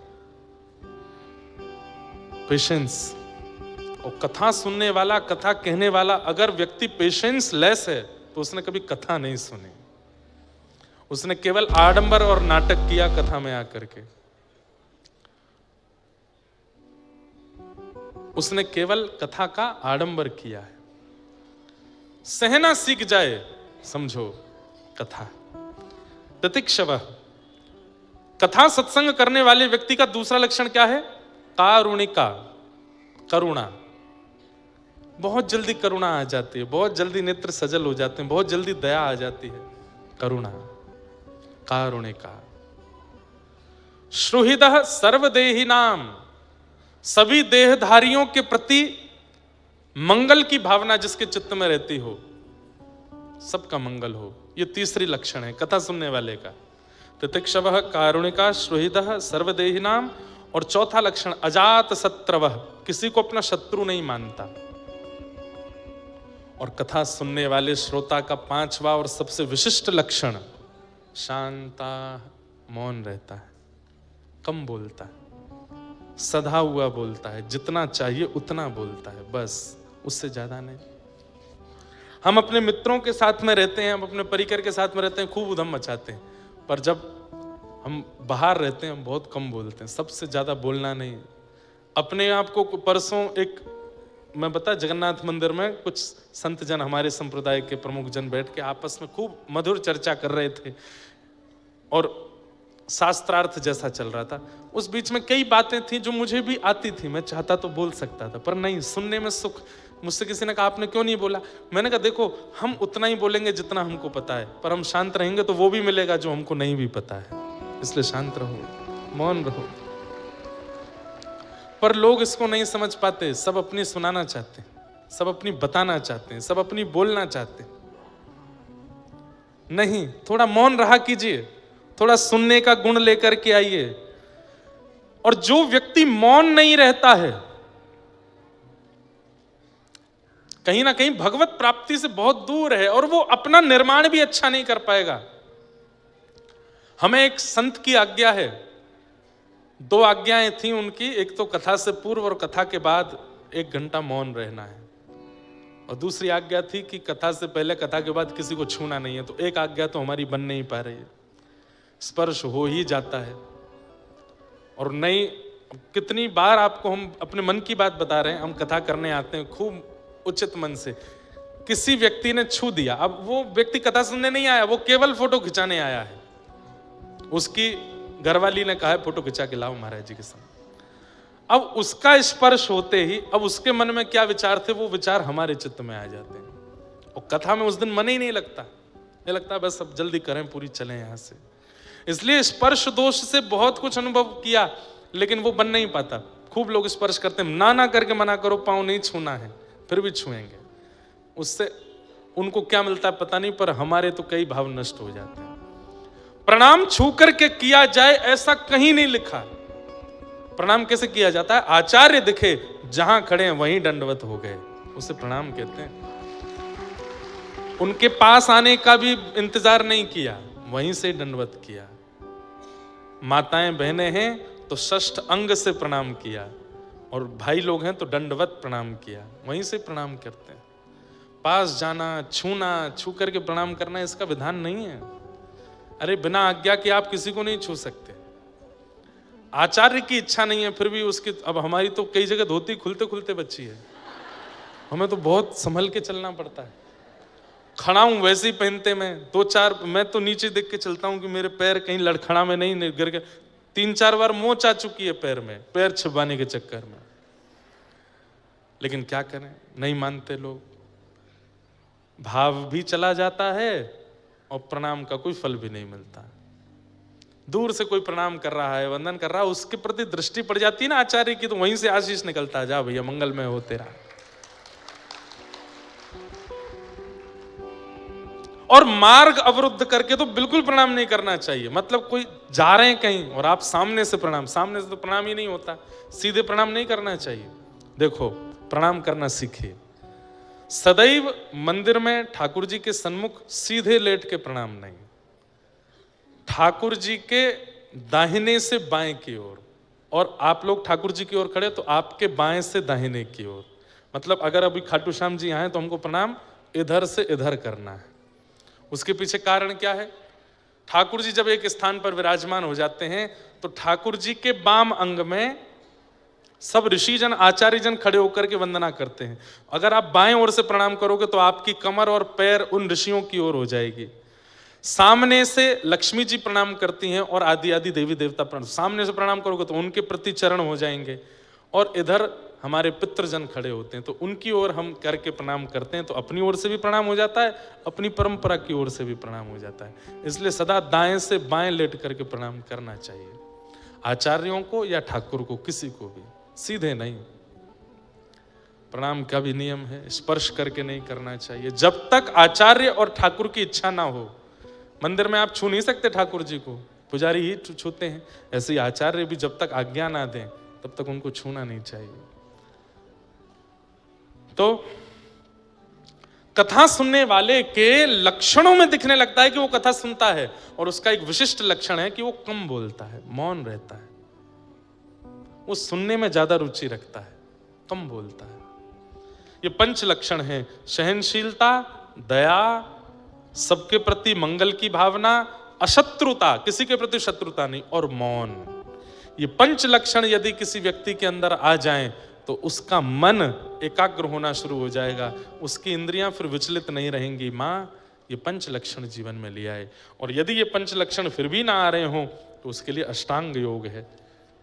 अष्टांग योग क्या है? यम, नियम, आसन, प्राणायाम, प्रत्याहार, ध्यान, धारणा और समाधि। जिस प्रकार शरीर के मोटे होने पर उसके योग होते हैं, ऐसे ही मन के विचलित होने पर उसके भी योग आसन है। सबसे पहला यम, इंद्रियों की इच्छाओं को पूरा ना करना। इंद्रिय कह रही है लखनऊ चलो, नहीं जाएंगे, यहीं रहो। क्यों जाना है? शॉपिंग करा लो। नहीं करनी, यहीं रहो। इंद्रियों की इच्छाओं को दबाना, मारना, ना पूरा करना, इसको यम कहते हैं। दूसरा, जीवन में कोई नियम होना। एक नियम निश्चित जीवन में होना चाहिए, सद नियम, यम, नियम। तीसरा है आसन, एक आसन पर ज्यादा देर बैठने का प्रयास करो, बार बार आसन बदलना नहीं चाहिए। यम, नियम, आसन। तीसरा प्राणायाम, प्राणायाम की कोई भी विधि करो और प्राणायाम करते समय भगवान नाम उच्चारण करते रहो। वैसे तो पूरक, रेचक, कुंभक इनके विषय में बताया गया। एक श्वास नली से श्वास अंदर लें और उस समय भगवान नाम लें। दोनों श्वास नली को बंद करके श्वास को ब्रह्मरंध्र में लेके भगवान नाम लें। दूसरी श्वास नली को छोड़ते हुए जब श्वास छोड़ें तब भगवान नाम लें। ये सब मन को एकाग्र करने के तरीके हैं। यम, नियम, आसन, प्राणायाम। और फिर पांचवा प्रत्याहार, आहार की शुद्धि। कहीं भी नहीं खाना है, कुछ भी नहीं खाना है, व्यवस्थित खाना है। और ध्यान, धारणा, समाधि, ये तीन आपको करने नहीं पड़ेंगे। ये 5 हो गए तो ये 3 अपने आप हो जाएंगे। अष्टांग योग बताए, 25 तत्वों का वर्णन आदि आदि सब किया, बहुत सुंदर है, सबको वर्णन किया। सिद्धभूति माता सिद्धता नाम की नदी बन करके बहने लगी। कपिल भगवान गंगा सागर में जाके विराजमान हो गए। बोलो कपिल भगवान की। आगे प्रसंग अब हम जल्दी जल्दी पूर्ण करेंगे। श्री उत्तानपाद राजा के 2 ब्याह हुए। बड़ी पत्नी के पुत्र ध्रुव, छोटी पत्नी के पुत्र उत्तम। ध्रुव जी महाराज छोटी माँ की डांट के कारण वन में गए, वन में जाके भजन किया, भगवान प्रसन्न हुए, उनकी स्तुति गाई। 36,000 वर्ष तक ध्रुव जी ने राज्य किया। ध्रुव जी के वंश में पूरी वंशावली उनकी बताई गई। उन्हीं के वंश में बैन नाम के एक राजा हुए। उन्हीं के शरीर के घर्षण से पृथु महाराज प्रकट हुए, जिनकी कृपा से इस धरती को पृथ्वी कहा गया। जिन्होंने 10,000 कान ठाकुर जी से वरदान में मांगे कि 2 कान आपकी कथा सुनने के लिए बहुत कम है नाथ, कृपा करके 10,000 कान मुझे प्रदान करो।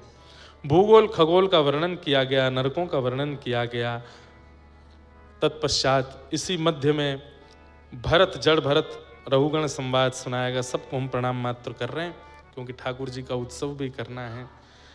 अब हमारी स्थिति ऐसी हो गई है कि उस समय परीक्षित के पास 7 ही दिन बचे थे, इसलिए सप्ताह कथा में सुखदेव जी ने पूरी कथा पूरी की और 24 घंटा सुनाते थे, तब जाके पूरी हुई। अब आज 3 घंटे 3.5 घंटे कथा होती है, 7 ही दिन है। और फिर बीच बीच में हमको भक्तजनों के चरित्र याद आते हैं, कीर्तन याद आ जाते हैं, कैसे पूर्ण करें। इसलिए आज के युग की आवश्यकता को देखते हुए जो विषय उपयुक्त लगता है उस विषय को कह करके पूर्ण करते हैं। बाकी साल में एक कथा हम ऐसी करते हैं जो मासिक कथा होती है, 1 महीने की। वो कथा गत वर्ष नासिक में हुई थी। इस वर्ष मासिक कथा का समय नहीं दे पाए हैं तो 15 दिन की कथा है नासिक में। प्रहलाद चरित्र तक पूर्व में कथा हुई थी। अब इस बार महाराज जी की वहाँ की आज्ञा होगी तो प्रहलाद चरित्र से आगे का प्रसंग वहाँ विस्तार से सुनाएंगे। सब विषयों को प्रणाम मात्र करते हुए चलते हैं। तत्पश्चात इंद्रद्युम्न राजा, यही चित्रकेतु राजा, अपने किसी अपराध के कारण वृत्रासुर बन करके आए और इन्होंने भगवान की परम सुंदर स्तुति गाई। भगवान प्रसन्न हुए। तत्पश्चात हिरण्यकश्यप के यहाँ पर भगवान के परम भक्त श्री प्रहलाद जी का प्रादुर्भाव हुआ। खम्भ से भगवान नृसिंह बनकर के प्रकट हुए और श्री प्रहलाद जी महाराज पर अनुग्रह किया। बोलो नृसिंह भगवान की। कुछ समय पूर्व एक चलचित्र फिल्म आई थी महाअवतार नरसिम्हा। उसके जो निर्माता थे उन्होंने भी कई भाव कथाओं से सुन करके और मिल करके पूछ करके उसमें चलचित्र में दिखाए। बहुत पसंद की लोगों ने। वो इतनी बढ़िया पिक्चर बनी, इतने सुंदर सुंदर उसमें भाव दिखाए गए। वो सब भाव प्रहलाद चरित्र में सुनाए गए। पर प्रहलाद चरित्र का एक प्रसंग है, उसे कह करके हम प्रहलाद जी को प्रणाम कर लेंगे। भगवान नृसिंह जब प्रकट हो गए सब उनके रूप को देख करके भाग गए। लेकिन तभी ब्रह्मा जी ने देखा कि प्रहलाद सामने हाथ जोड़े खड़े हैं।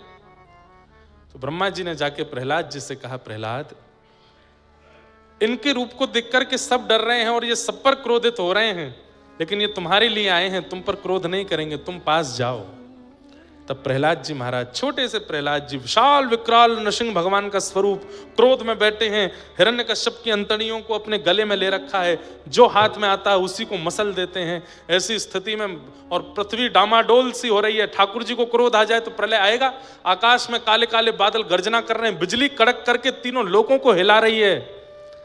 सब सोचने लगे कि अब तो प्रलय आएगा, क्योंकि भगवान का क्रोध शांत नहीं हो रहा है। तब प्रहलाद जी गए और छोटे से प्रहलाद जी ने जाकर के भगवान के सामने हाथ जोड़ के कहा, ब्रह्मादय सुरगुणा मुनयोथ सिद्धा सत्वैकतान मतयो वचसां प्रवाहे नाराधितुं पुरगुणैरधुनापि पिप्रो किम तोष्टुमर्हसि समे हरिरोग्रजाते। हे नाथ, इंद्रादि देवताओं जैसी वाणी नहीं है मेरी। वो तो लच्छेदार धारा प्रवाह संस्कृत बोलते हैं। उनकी वाणी में इतने लटके झटके होते हैं कि उनकी वाणी सुनकर के आप आनंदित हो जाते हो। पर मैं तो एक छोटा बालक हूं, तोतली वाणी है, मुझे तो इतने सुंदर शब्दों का चयन भी नहीं आता नाथ। पर फिर भी मैं आपकी स्तुति गा रहा हूं, क्योंकि मैं जानता हूं आप ये नहीं देखते कि देव स्तुति कर रहे हैं कि मानव स्तुति कर रहे हैं। अरे नारायण खिल गुरु भगवन नमस्ते।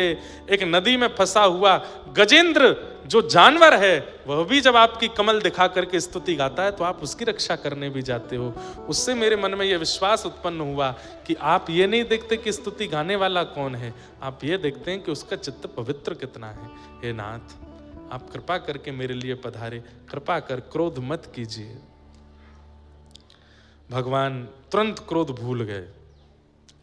प्रहलाद जी को उठा करके गोद में बिठा लिया, अपनी जीभ से चाटने लगे, अपना हाथ सिर पर फेरने लगे, अपने हृदय पर बार बार लगाने लगे।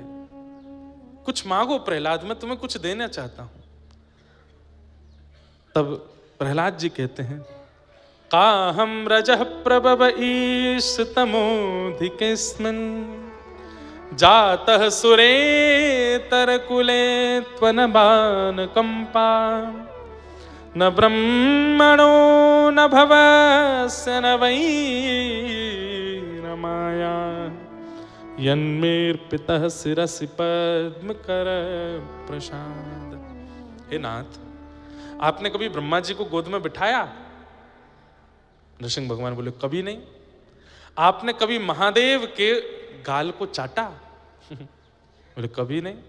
आपने कभी लक्ष्मी के सिर पर हाथ फेरा? बोले, कभी नहीं। बोले, जो ब्रह्मा को नहीं मिला, महादेव को नहीं मिला, पराम्बा जगदम्बा लक्ष्मी को नहीं मिला, वो एक दैत्य बालक प्रहलाद को मिल गया। अब इसके बाद मैं क्या मांगू? कुछ भी तो नहीं चाहिए नाथ, आपने सब तो दे दिया मुझको। मैं ब्रह्मा से भी ज्यादा योग्य हूं, मैं महादेव से भी ज्यादा योग्य श्रेष्ठ हूं, मैं लक्ष्मी से भी ज्यादा श्रेष्ठ आपकी नजरों में हूं, इसलिए आप ये मुझे दे रहे हैं। अब मैं इसके बाद क्या मांगू नाथ? आहा, ठाकुर जी बिकते जा रहे हैं बार बार प्रहलाद की बातें सुन के। तब ये प्रसंग इतना अद्भुत, हमने वो फिल्म जिन्होंने बनाई उनसे भी कहा ये वाला प्रसंग दिखाना था। बोले महाराज जी अब कभी दोबारा बनाएंगे तो दिखाएंगे। ये एक प्रसंग है। कौन सा? अब जो मैं सुनाऊंगा।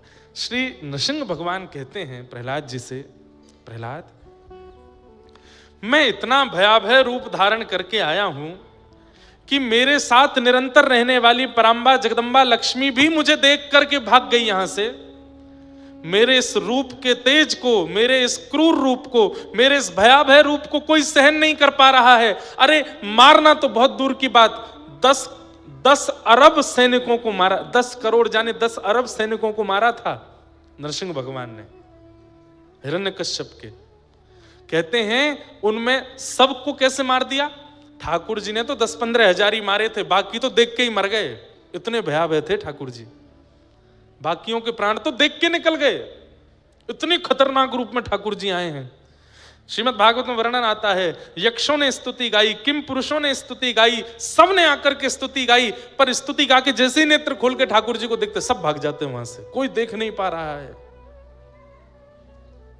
वे सब लोग तो समय समय पे मेरा दर्शन करते हैं प्रहलाद, पर तू तो एक छोटा सा बालक है। मुझे ये तो पता है तूने ऐसा कभी नहीं सोचा था कि मैं ऐसा आऊंगा बन करके। सब इतने भयभीत हो गए, तुझे मेरे रूप को देख के डर नहीं लगा? तो प्रहलाद जी कहते हैं, बोले नाथ मैं एक वो प्रेमी हूं जिसने अपने प्रियतम से मिले बिना ही बहुत कुछ विचार कर लिया था। जब मिलेंगे तो ये करेंगे, जब मिलेंगे तो वहां बैठेंगे, जब मिलेंगे तो ये खाएंगे, ये सब मैंने चिंतन किया था। तो मैं ये चिंतन करता रहता था कि मेरे प्रभु जब आएंगे तो मैं क्या करूंगा। मैं उनके एक एक रों को घंटों घंटों तक देखूंगा ताकि वो मेरे नेत्रों में बस जाए, ताकि उनकी छवि मेरे चित्त में ऐसी बैठ जाए कि वो कभी निकले ना। नाथ आप जब से आए हो ना तब से मैं आपके रों देख रहा हूं, और अभी तक मैं चरणों के ही रों देख पाया हूं, मैंने आपका मुख देखा ही नहीं है। मेरी दृष्टि चरणों में ही अटकी पड़ी है। जिनके चरण इतने सुंदर हैं, जिनके चरण इतने आकर्षक हैं, उनका मुख कितना सुंदर होगा। मैं तो ये सोच सोच करके ही बावला हो रहा हूं। नाथ आपको आए हुए कितने घंटे हो गए, तब से मैं चरण ही देख रहा हूं नाथ, मैंने आपका मुख नहीं देखा, मैं आपके चरणों को ही देख रहा हूं। हृदय से लगा लिया प्रहलाद। अब यहां पर एक मैं अपनी मन की कथा सुनाऊं जो मेरे मन में चिंतन में आई।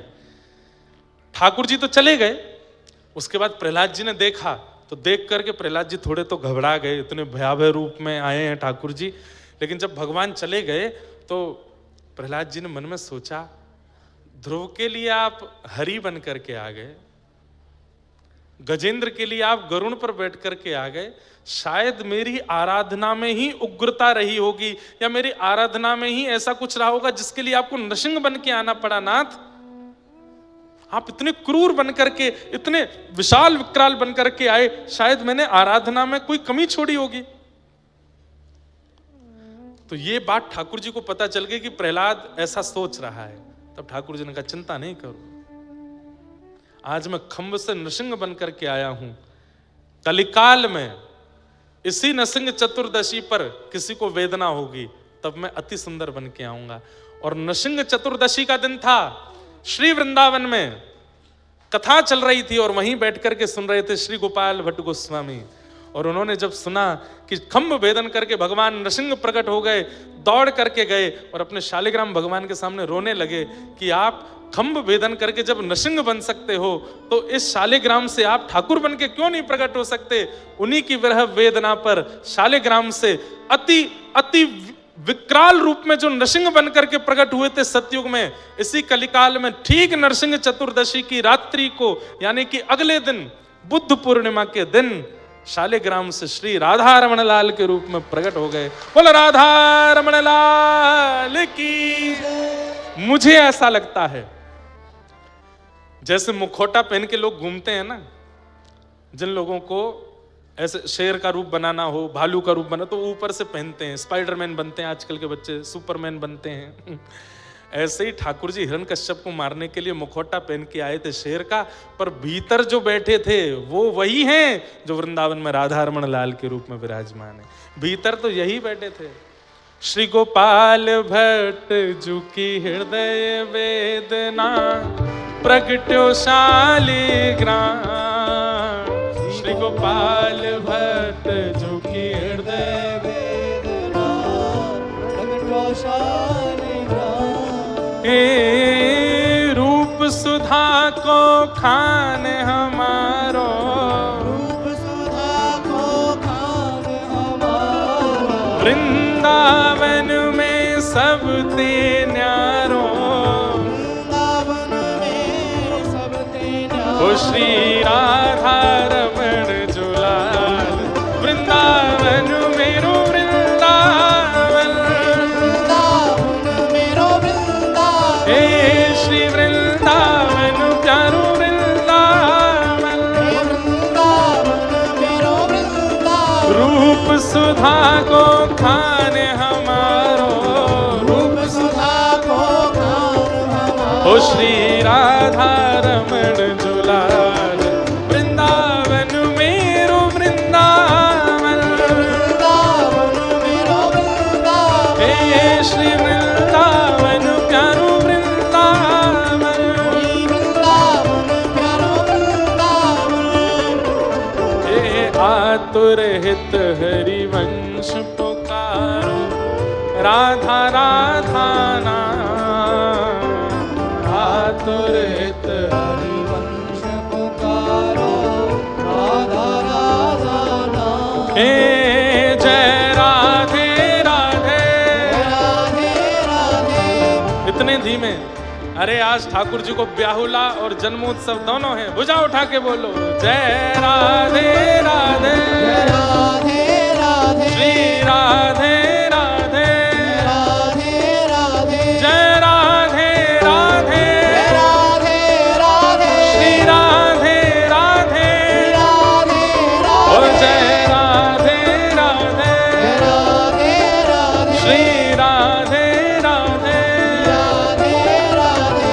आतुर हित हरिवंश पुकारो, राधा राधा नाम, आतुर हित हरिवंश पुकारो, राधा राधा नाम। हे सघन कुंज यमुना तट आयो, अगर कुंज यमुना तट आयो, मदन टेर वृंदावन आयो, मदन टेर वृंदावन ओ श्री राधा वल्लभ लाल, वृंदावन मेरो वृंदावन, वृंदावन मेरो वृंदावन। जय हो जय हो। अच्छा, राधा मोहन जी, राधा वल्लभ लाल जी कहाँ विराजमान है?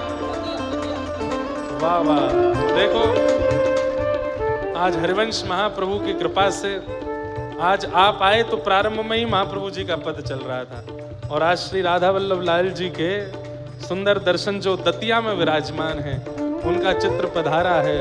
ओ प्यारो राधा वल्लभ लाल, वृंदावन मेरो वृंदावन, वृंदावन मेरो वृंदावन, हे श्री वृंदावन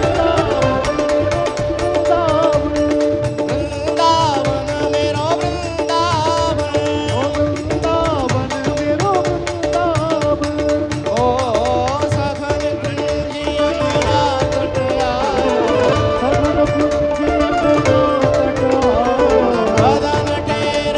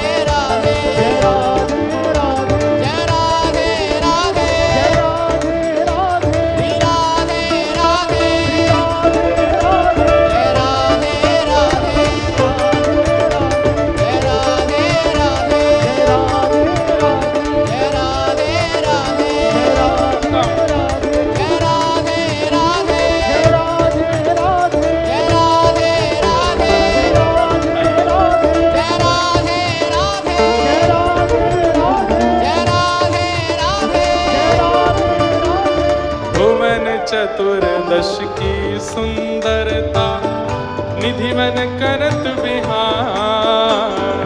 भुवन चतुर्दश की सुंदरता निधि मन करत बिहार। हे श्यामा प्यारी कुंज बिहारी, श्यामा प्यारी कुंज बिहारी, श्यामा प्यारी बांके बिहारी, श्यामा प्यारी बांके बिहारी। और जय जय श्री हरिदास वृंदावन मेरो वृंदावन, वृंदावन मेरो वृंदावन, हे श्री वृंदावन चारु वृंदावन।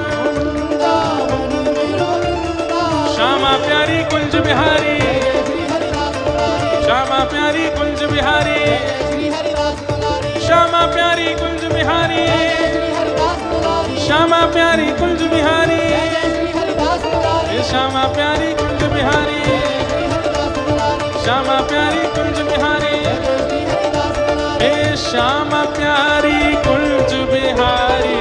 श्यामा प्यारी कुंज बिहारी। और जय जय श्री हरिदास वृंदावन मेरो वृंदावन, वृंदावन मेरो वृंदावन, हे श्री वृंदावन प्यारो वृंदावन। वृंदावन जय जय श्री राधे।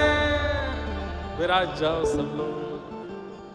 श्री गोपाल भट्ट जो की हृदय वेदना प्रगट्यो शालिग्राम। रूप सुधा को खान हमारो, रूप सुधा को खान हमारो। श्री राधा रमण जुलाल वृंदावन प्यारो वृंदावन। श्री वृंदावन मेरो वृंदावन, श्री वृंदावन प्यारो वृंदावन। वृंदावन मेरो। बोलो नरसिंह भगवान की। एक लाली ऐसी गोपी बना लाई है मोह है बिंडला सखी नहीं, अब हम बदल गए हैं, अब हम लड्डू सखी हो गए हैं। जय हो। विराज जाओ लाली। तो इस प्रकार नरसिंह भगवान ने श्री प्रहलाद जी पर अनुग्रह किया। तत्पश्चात बैठ जाओ भैया, बीच में जितने लोग खड़े बैठ जाओ, सब लोग बैठ जाओ, जहां जगह मिले बैठ जाओ। थोड़ी देर बाद एक दूसरे के कंधान पर बैठना शुरू कर दियो, गोदीन में बैठ जाइयो, मूड पर चढ़ जाइयो सबन के।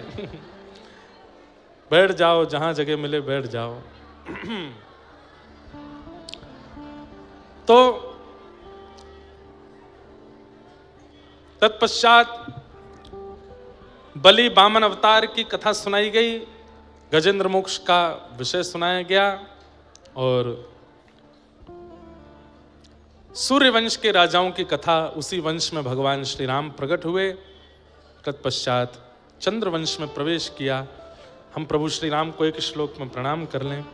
गुरुवर थे त्यक्त राज्यो व्यचर धनुवनम पद्म पद्भ्याम प्रियायाः पाणिस्पर्शा क्षमाभ्याम ब्रजद पथरुजो यो हरीन्द्रानुजाभ्याम वैरूप्या शूर्पणख्या प्रिय विरहरुष रोपित भ्रूभिजम्भ तस्ताब्धिर्वद्ध सेतु खलदवदहन कौशलेन्द्रोवतान्न।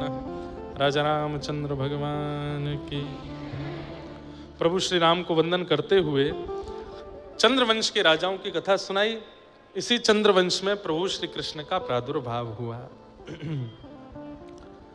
2 श्लोकों में संपूर्ण कृष्ण कथा सुना करके परीक्षित जी महाराज को श्री सुखदेव जी महाराज शांत हो गए।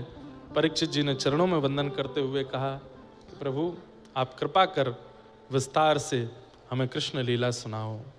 कथितो वंश विस्तारो भवता सोम सूर्ययो राज्ञां चो भयवंशानां चरितम परमाद्भुतम। कृष्ण लीला विस्तार से सुनाने की जब याचना की तो श्री सुखदेव जी महाराज बड़े प्रसन्न हो गए। राजन, सम्यक व्यवस्थिता बुद्धि तब राजर्षि सत्तम। अब तुम्हारी बुद्धि व्यवस्थित हो गई है। क्यों? प्रलोभन दिया गया था कि थोड़ी देर के लिए कथा विश्राम कर देते हैं, आराम कर लो, भोजन पानी कर लो, थोड़ा सो लो, फिर कथा सुना देंगे। तो राजा परीक्षित ने स्पष्ट कह दिया, मुझे भूख नहीं है, प्यास नहीं है, निद्रा नहीं है, आपके मुख से मधुर कथा सुन रहा हूं, इसी से मेरा कल्याण हो रहा है, मुझे तो कथा सुनने की ही इच्छा तीव्र हो रही है, आप कृपा करके। जय हो। हमारे श्री वृंदावन से व्यास जी पधारे हैं, श्री शिवम साधक जी आए हैं, खूब खूब आपका वंदन अभिनंदन। विराजें, आ जाओ महाराज जी। जय।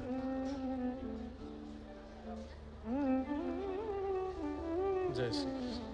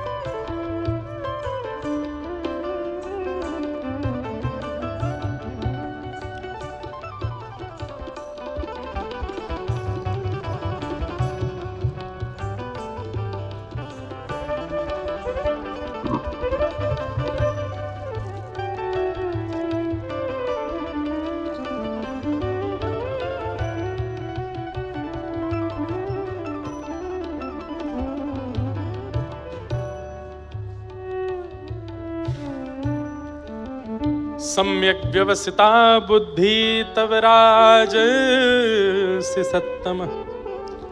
राजन, तुम्हारी बुद्धि अब व्यवस्थित हो गई है। क्यों?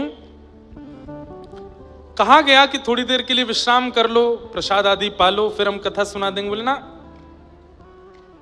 हमें तो केवल आपके मुख से ये कथा सुननी है, इसी से हमारा पेट भर रहा है, इसी से प्यास बुझ रही है, इसी से आराम हो रहा है, इसी से सब व्यवस्थित हो रहा है। तो आप कृपा करके हमें कथा सुनाओ। बंधुओं, ये इच्छाओं का प्रकट होना कथा के बाद भी, ठाकुर जी के जीवन में आने के बाद भी इच्छाओं का प्रादुर्भाव इस बात का प्रमाण है कि ठाकुर जी ने स्वीकार नहीं किया। सजल श्याम घन वरण लीन है, फिर चित अनत न भटक्यो। ठाकुर जी अगर स्वीकार कर लेंगे तो फिर अन्य किसी इच्छा में चित्त जाएगा नहीं। ना भूख लगेगी, ना प्यास लगेगी, ना सोवे की इच्छा, ना उठवे की इच्छा, केवल और केवल इच्छा एक ही रहेगी, कृष्ण मिले, चाहे जैसे मिले। कथाएं सुनने के बाद भी, सेवा करने के बाद भी, व्रज की यात्रा करने के बाद भी, वृंदावन भ्रमण के बाद भी इच्छाएं प्रकट होती हैं। तो इसका तात्पर्य क्या है? अभी ठाकुर जी ने स्वीकार नहीं किया, अभी स्वीकृति नहीं हुई है। लेकिन राजा परीक्षित की स्थिति बता रही है, मुझे भूख प्यास नहीं है, निद्रा नहीं है, आप तो मुझे बस कृष्ण लीला सुनाइए, विस्तार से सुनाइए। तब परीक्षित जी, सुखदेव जी कहते हैं, सम्यक व्यवस्थित, अब तुम्हारी बुद्धि व्यवस्थित हुई है, अब तुम्हारा उद्धार निश्चित है, क्योंकि अब तुम्हारी चाह कोई और नहीं, केवल श्याम सुंदर चाहिए। राजन, अब मैं तुम्हें विस्तार से सुनाऊं। भगवान ने आकाशवाणी करके पृथ्वी को कहा कि मैं वसुदेव जी के घर साक्षात कृष्ण अवतार धारण करूंगा। ये आकाशवाणी सुनते ही सब देवी देवता पृथ्वी में अपने अपने लोक, अपने अपने धाम से आ गए। यहां सूरसेन राजा ने अपने पुत्र वसुदेव जी का विवाह देवक की बेटी देवकी के साथ में किया। देवक के भाई का नाम है उग्रसेन और उग्रसेन के बेटे का नाम है कंस। इस नाते से देवकी के चचेरे भाई हैं कंस। कंस ने अपने पिता और चाचा दोनों को कारागृह में डाल दिया था, क्योंकि पिताजी राज्य गद्दी नहीं दे रहे थे। तो इतना दुष्ट कंस, पिता को ही जेल में डाल दिया, राजी राजी नहीं दोगे तो गैर राजी ले लूंगा।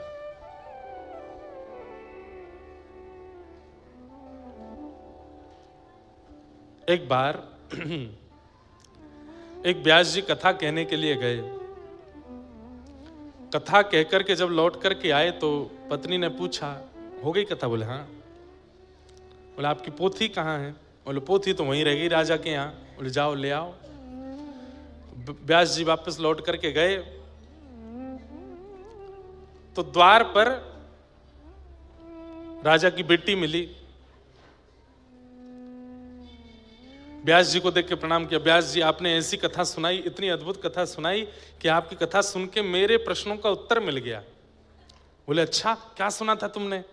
बोले मैंने सुना कि सुभद्रा को अर्जुन बहुत अच्छे लगते थे तो दोनों ने भाग के ब्याह कर लिया। मुझे भी कोई प्रिय लगता है।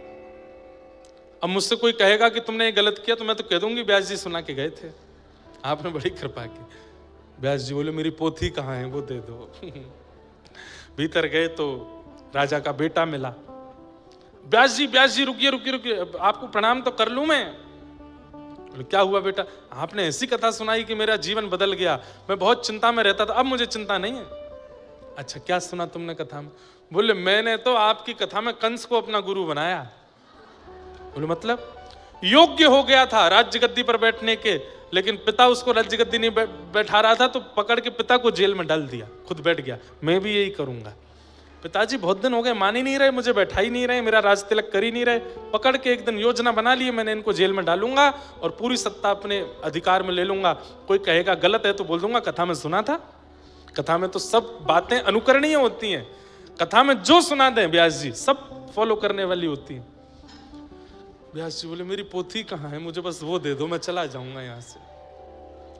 थोड़े और भीतर गए तो रानी मिली। अरे व्यास जी आइए, प्रणाम आपको। आप लोग ताली बजाते हैं, ठाकुर जी बोले मैं कैसे बजाऊं, तो गुब्बारों फोड़ के बजा रहे हैं। तो रानी से मिले, हमारी पोथी कहाँ है? बोले पोथी बाद में लेना, आपने इतनी सुंदर कथा सुनाई। व्यास जी के भी मन में लोभ आता था, दोनों ने तो क्या सुना ये मैंने समझ लिया, किसी ने तो अच्छा कुछ सुना होगा। देवी तुमने क्या सुना कथा में? बोले मैंने आपसे सुना था कि द्रौपदी जो है ना वो प्रातस्मरणीय है, सुबह सुबह उठ करके द्रौपदी का नाम लेना चाहिए, शास्त्र आज्ञा है।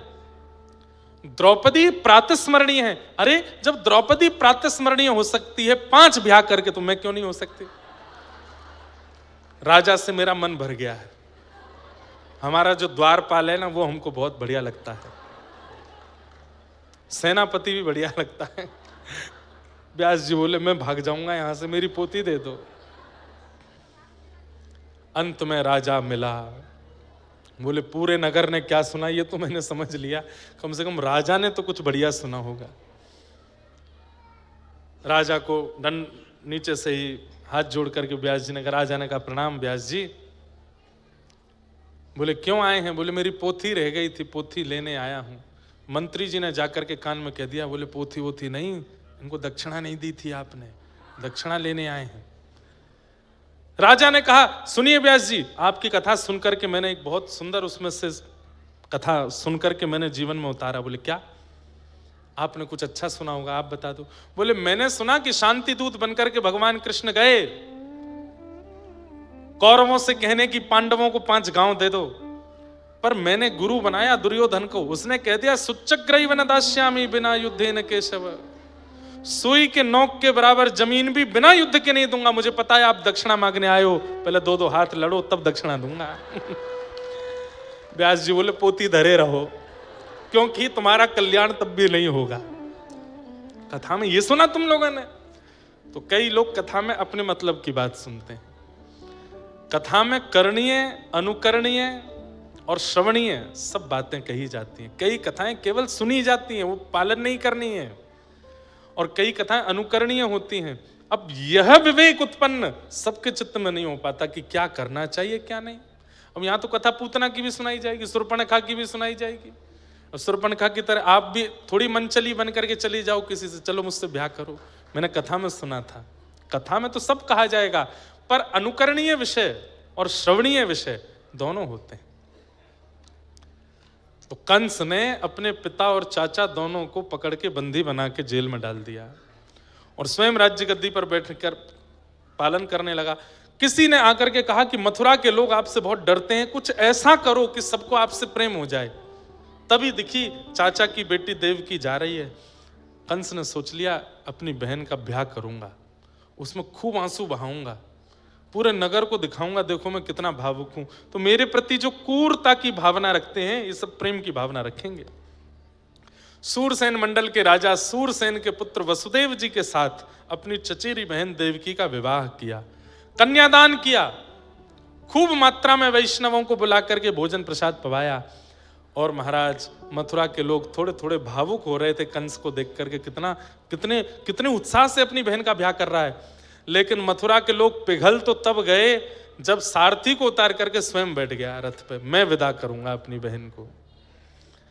विदा करने के लिए जब रथ चलाने लगा, आकाश में बैठे देवताओं ने कहा ये मथुरा के लोग पूजा करने लगेंगे इसकी, ये इसी को भगवान मान करके भजेंगे और यही कंस चाहता है। तुरंत आकाशवाणी कर दी कि अरे कंस, जिस बहन को तो विदा करने जा रहा है इसी का अष्टम गर्भ तेरा काल है। सुनते ही भूल गया वो तो कि कहां मुझे आंसू बहाने थे, मुझे तो रथ चलाना था, मथुरा के लोगों के मन में जगह बनानी थी। तलवार निकाल करके केश पकड़ लिए, नव विवाहित देवकी के केश पकड़ करके, और जैसे ही सर धर से अलग करने लगा वसुदेव जी ने चरण पकड़ लिए। बंधुओं, एक नव विवाहित कन्या जब विवाह करके आती है उस समय उसका सम्मान कीजिए। क्यों? उस समय उसके चित्त में, बुद्धि में, व्यवहार में, सब में ऐसा परिवर्तन आ रहा होता है। वो सब कुछ छोड़ छाड़ करके आई है, एक नए घर में आई है, बहुत कुछ उसके जीवन में हो रहा है। उस समय पर जब उसका अपमान होता है ना, वो ब्रह्म हत्या के समान लगता है। कई घरों में देखा जाता है नव विवाहितों के साथ आते ही सास ससुर उसके ऊपर उल्टा सीधा बोलने लगते हैं, क्या क्या कहने लगते हैं, और सब चीज होती है। और विवाह के 2, 4, 10 दिन बाद ही वो आत्महत्या कर लेती है, आदि आदि ऐसे कुछ कई केस आते हैं। नहीं, कम से कम विवाह के उपरांत 1 वर्ष तो उसको देना चाहिए समझने के लिए, उसकी कई छोटी मोटी गलतियों को भी क्षमा करना चाहिए, उसके साथ व्यवहार में बहुत सूक्ष्मता का ध्यान रखना चाहिए। एक नव बालक जैसे जन्म लेकर के घर आवे तो 2-3 साल उसको गोद में ही रखते हैं ना, ऐसे नव विवाहित उस स्त्री को भी वैसे ही रखना चाहिए।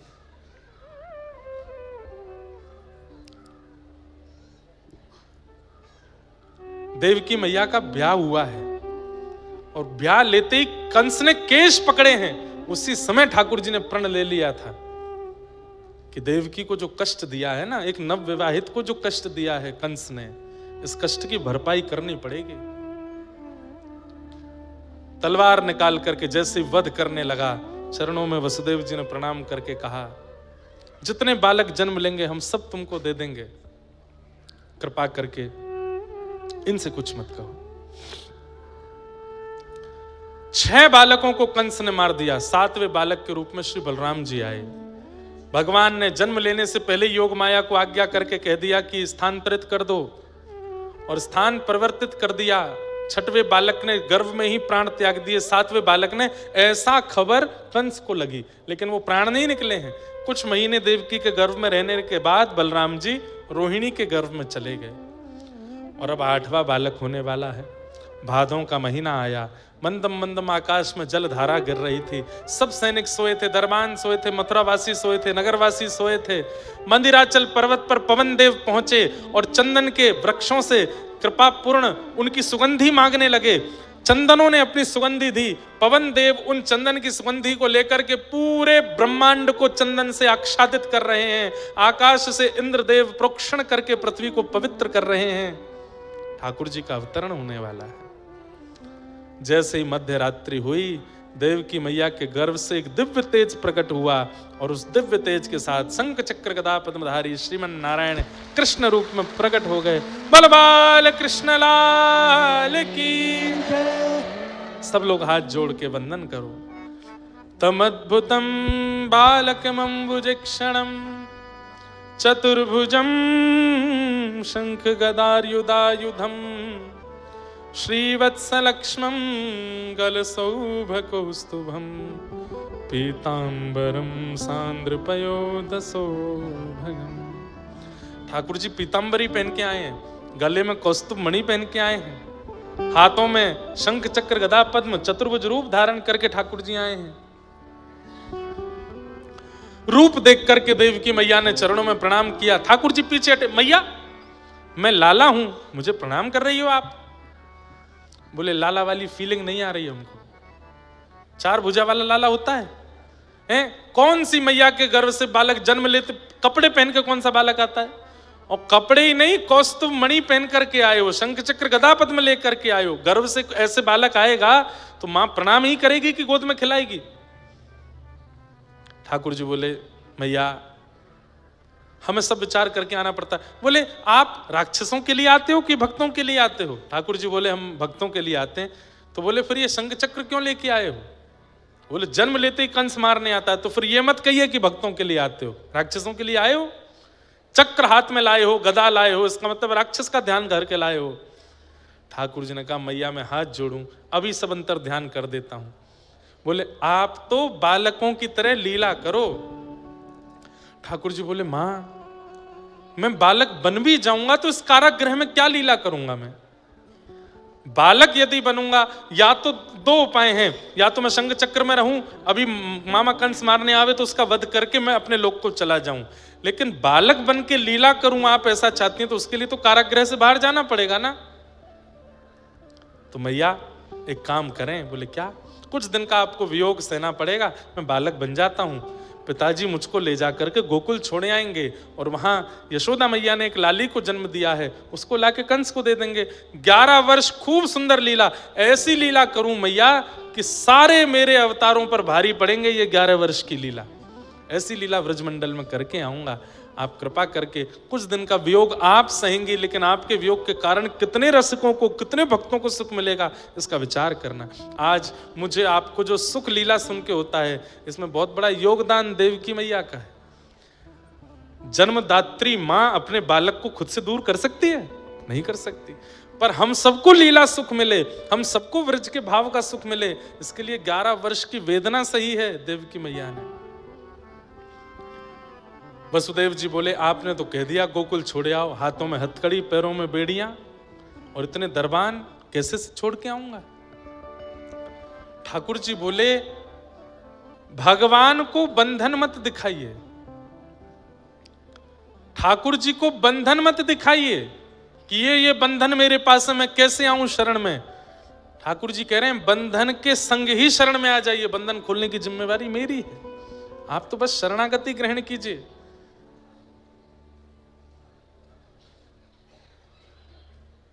दिन को आऊं तो कान्हा शर्म मोहे लागे, रात को आऊं तो कान्हा डर मोहे लागे, दिन को आऊं तो देख सारी नगरी बड़ी दूर नगरी। हाँ दिन को आऊं तो देखे सारी नगरी बड़ी दूर, ओ दूर नगरी बड़ी दूर नगरी, दूर नगरी बड़ी दूर नगरी। इत मथुरा उत गोकुल नगरी, इत मथुरा उत बीच बहे यमुना गहरी बड़ी दूर नगरी। हाँ बीच बहे यमुना गहरी बड़ी दूर नगरी। ओ कैसे आऊं रे नंद लाला, कैसे आऊं रे नंद लाला। ये कीर्तन अपने पूज्य पिताजी के मुख से सुनते सुनते बड़े हुए हम, छोटे से थे तब से सुन रहे हैं, लेकिन अपनी कथा में सबसे कम गाते हैं। ओ कैसे आऊं रे नंद लाला, कैसे आऊं रे नंद लाला, कैसे आऊं मदन गोपाला, कैसे आऊं मदन गोपाला, तेरी गोकुल नगरी बड़ी दूर नगरी, दूर नगरी बड़ी दूर नगरी। हाँ मीरा कहे प्रभु गिरधर नागर, मीरा कहे प्रभु गिरधर नागर, मीरा कहे प्रभु गिरधर नागर, मीरा कहे प्रभु गिरधर नागर। तुमरे दरस बिन मैं तो हो गई बाबरे, बड़ी दूर नगरी। तुम्हारे दर्शन में तो हो गई बाबरी, बड़ी दूर नगरी। हो दूर नगरी, बड़ी दूर नगरी, दूर नगरी, बड़ी दूर नगरी। ठाकुर जी से शिकायत मत करो कि ये दिक्कतें हैं। ठाकुर जी कह रहे हैं दिक्कतों के संग आ जाओ मेरे पास, कुछ काम मुझे भी करने दो, दिक्कतें मैं दूर करूंगा। अब आप सोचते हैं पहले दिक्कत सामान्य हो तब ठाकुर जी के पास जाएं, कभी नहीं जा पाओगे। परिस्थिति बिगड़ी है, बिगड़ी में ही चले जाओ। ठाकुर जी काहे को बैठे हैं फिर? संकट हरेंगी करेंगी भली, वृषभानु की लली तेरो, संकट हरेंगी करेंगी भली, वृषभानु की लली। अरे वो यही मारे तो बैठे हैं, आओ तो सही सामने, संकटों के संग आ जाओ, बस आ जाओ। ठाकुर जी देख लेंगे किसको कितना संभालना है।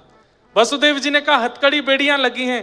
ठाकुर जी बोले मुझे बंधन मत गिनाइए, मेरा आश्रय ले लीजिए, बंधन खोलने की जिम्मेवारी मेरी है। जैसे ही महाराज गोद में लिए ठाकुर जी, हथकड़ियां खुल गई, बेड़ियां खुल गई, दरबान सो गए। ठाकुर जी बोले यही होता है, शरणागति लो, बंधन खोलने तोड़ने की जिम्मेवारी मेरी है, शरण तो आइए। वसुदेव जी लेकर के ठाकुर जी को जा रहे हैं, सब गहरी नींद में सोए। यमुना जी ने मार्ग दे दिया, गोकुल में जाकर के यशोदा मैया के बगल में सुवाई दिए। और यशोदा मैया की लाल आज महाराज जी ने कह दी बढ़ाओ समय, अपने आप ही बढ़ रहा है, हम तो कर भी नहीं रहे कुछ, अपने आप 1:30 बज गए। अब उत्सव होते होते 2 बजे ही जाएंगे। बेचारो भूखो ब्राह्मण कल राते, भूखो प्यासो बैठो कथा सुना रो है। अच्छा कल रात में भी हमने पाया नहीं, यहाँ जब नंदू भैया हमारे कीर्तन कर रहे थे, उसके बाद गए, भारत का मैच आ रहा था। तो मैच देखते देखते 11 बज गए। हमने कि 11 बजे पाएंगे, फिर कब नींद फिर आती नहीं, क्योंकि फिर भारी भारी रहता है। तो हल्का सा यहाँ बगल में ही हमारा गुरु स्थान है, पता है आपको, रामानुज कोट। ये हमारी परंपरा, जिस परंपरा से हमारी दीक्षा है, ऐसे जीयर स्वामी मठ हमारे दक्षिण भारत के श्री तोताद्री मठ की परंपरा का स्थान है, हमारा गुरु स्थान है। आज जाइएगा दर्शन करने। श्री रामानुज कोट कल गए तो वहां पर हमारे श्री वैष्णव परंपरा में इमली के सुंदर चावल बनते हैं, इमली डाल के, इमली और दाल डाल के, उसको बोलते हैं फुलेरा। है फुलेरा ही बोलते हैं ना, क्या फुलहरा? हाँ फुलहरा। तो कल है, अरे नहीं भैया फुलहरा, कुछ तो हमको ज्ञान है। तो वहां कल वो बने, तो फिर कल रात्रि फिर थोड़े से, बस इतना जितना अंजलि में आ जाए इतना ही पाए। भूखे प्यासे बेचारे ब्राह्मण बैठा रखे हैं आपने हैं, लेकिन कोई बात नहीं, आज ठाकुर जी को उत्सव है, चकाचक माल छानेंगे। आज फुलेरा दोज भी है, लो फुलेरा दोज भी है आज। तो समय तो अपने आप ही बढ़ गया। अब अधिकतर कथाएं 3 बजे से होती है ना, तो दिन भर के सारे नियम क्रम हो जाते हैं, भोजन प्रसाद सुबह ही पा लेते हैं, फिर कथा करते हैं।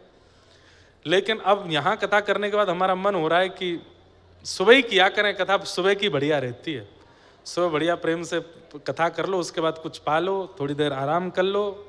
आराम हमको पता है नैमिषारण्य में ही मिल रहा है, और कहीं तो मिलता ही नहीं है, और कहीं तो बस 6 लेदर चलती रहती है, बहुत बुरा हाल हो जाता है। सिक्योरिटी हम रखते नहीं है, कोई ऐसा वो नहीं। आते प्रेमी बहुत, प्रेमियों की संख्या 90% होती है, पर 10% उनमें सेल्फी वाले आते हैं, वो ज्यादा परेशान कर देते हैं। तो वो सब यहाँ पे थोड़ा बचे हैं उनसे।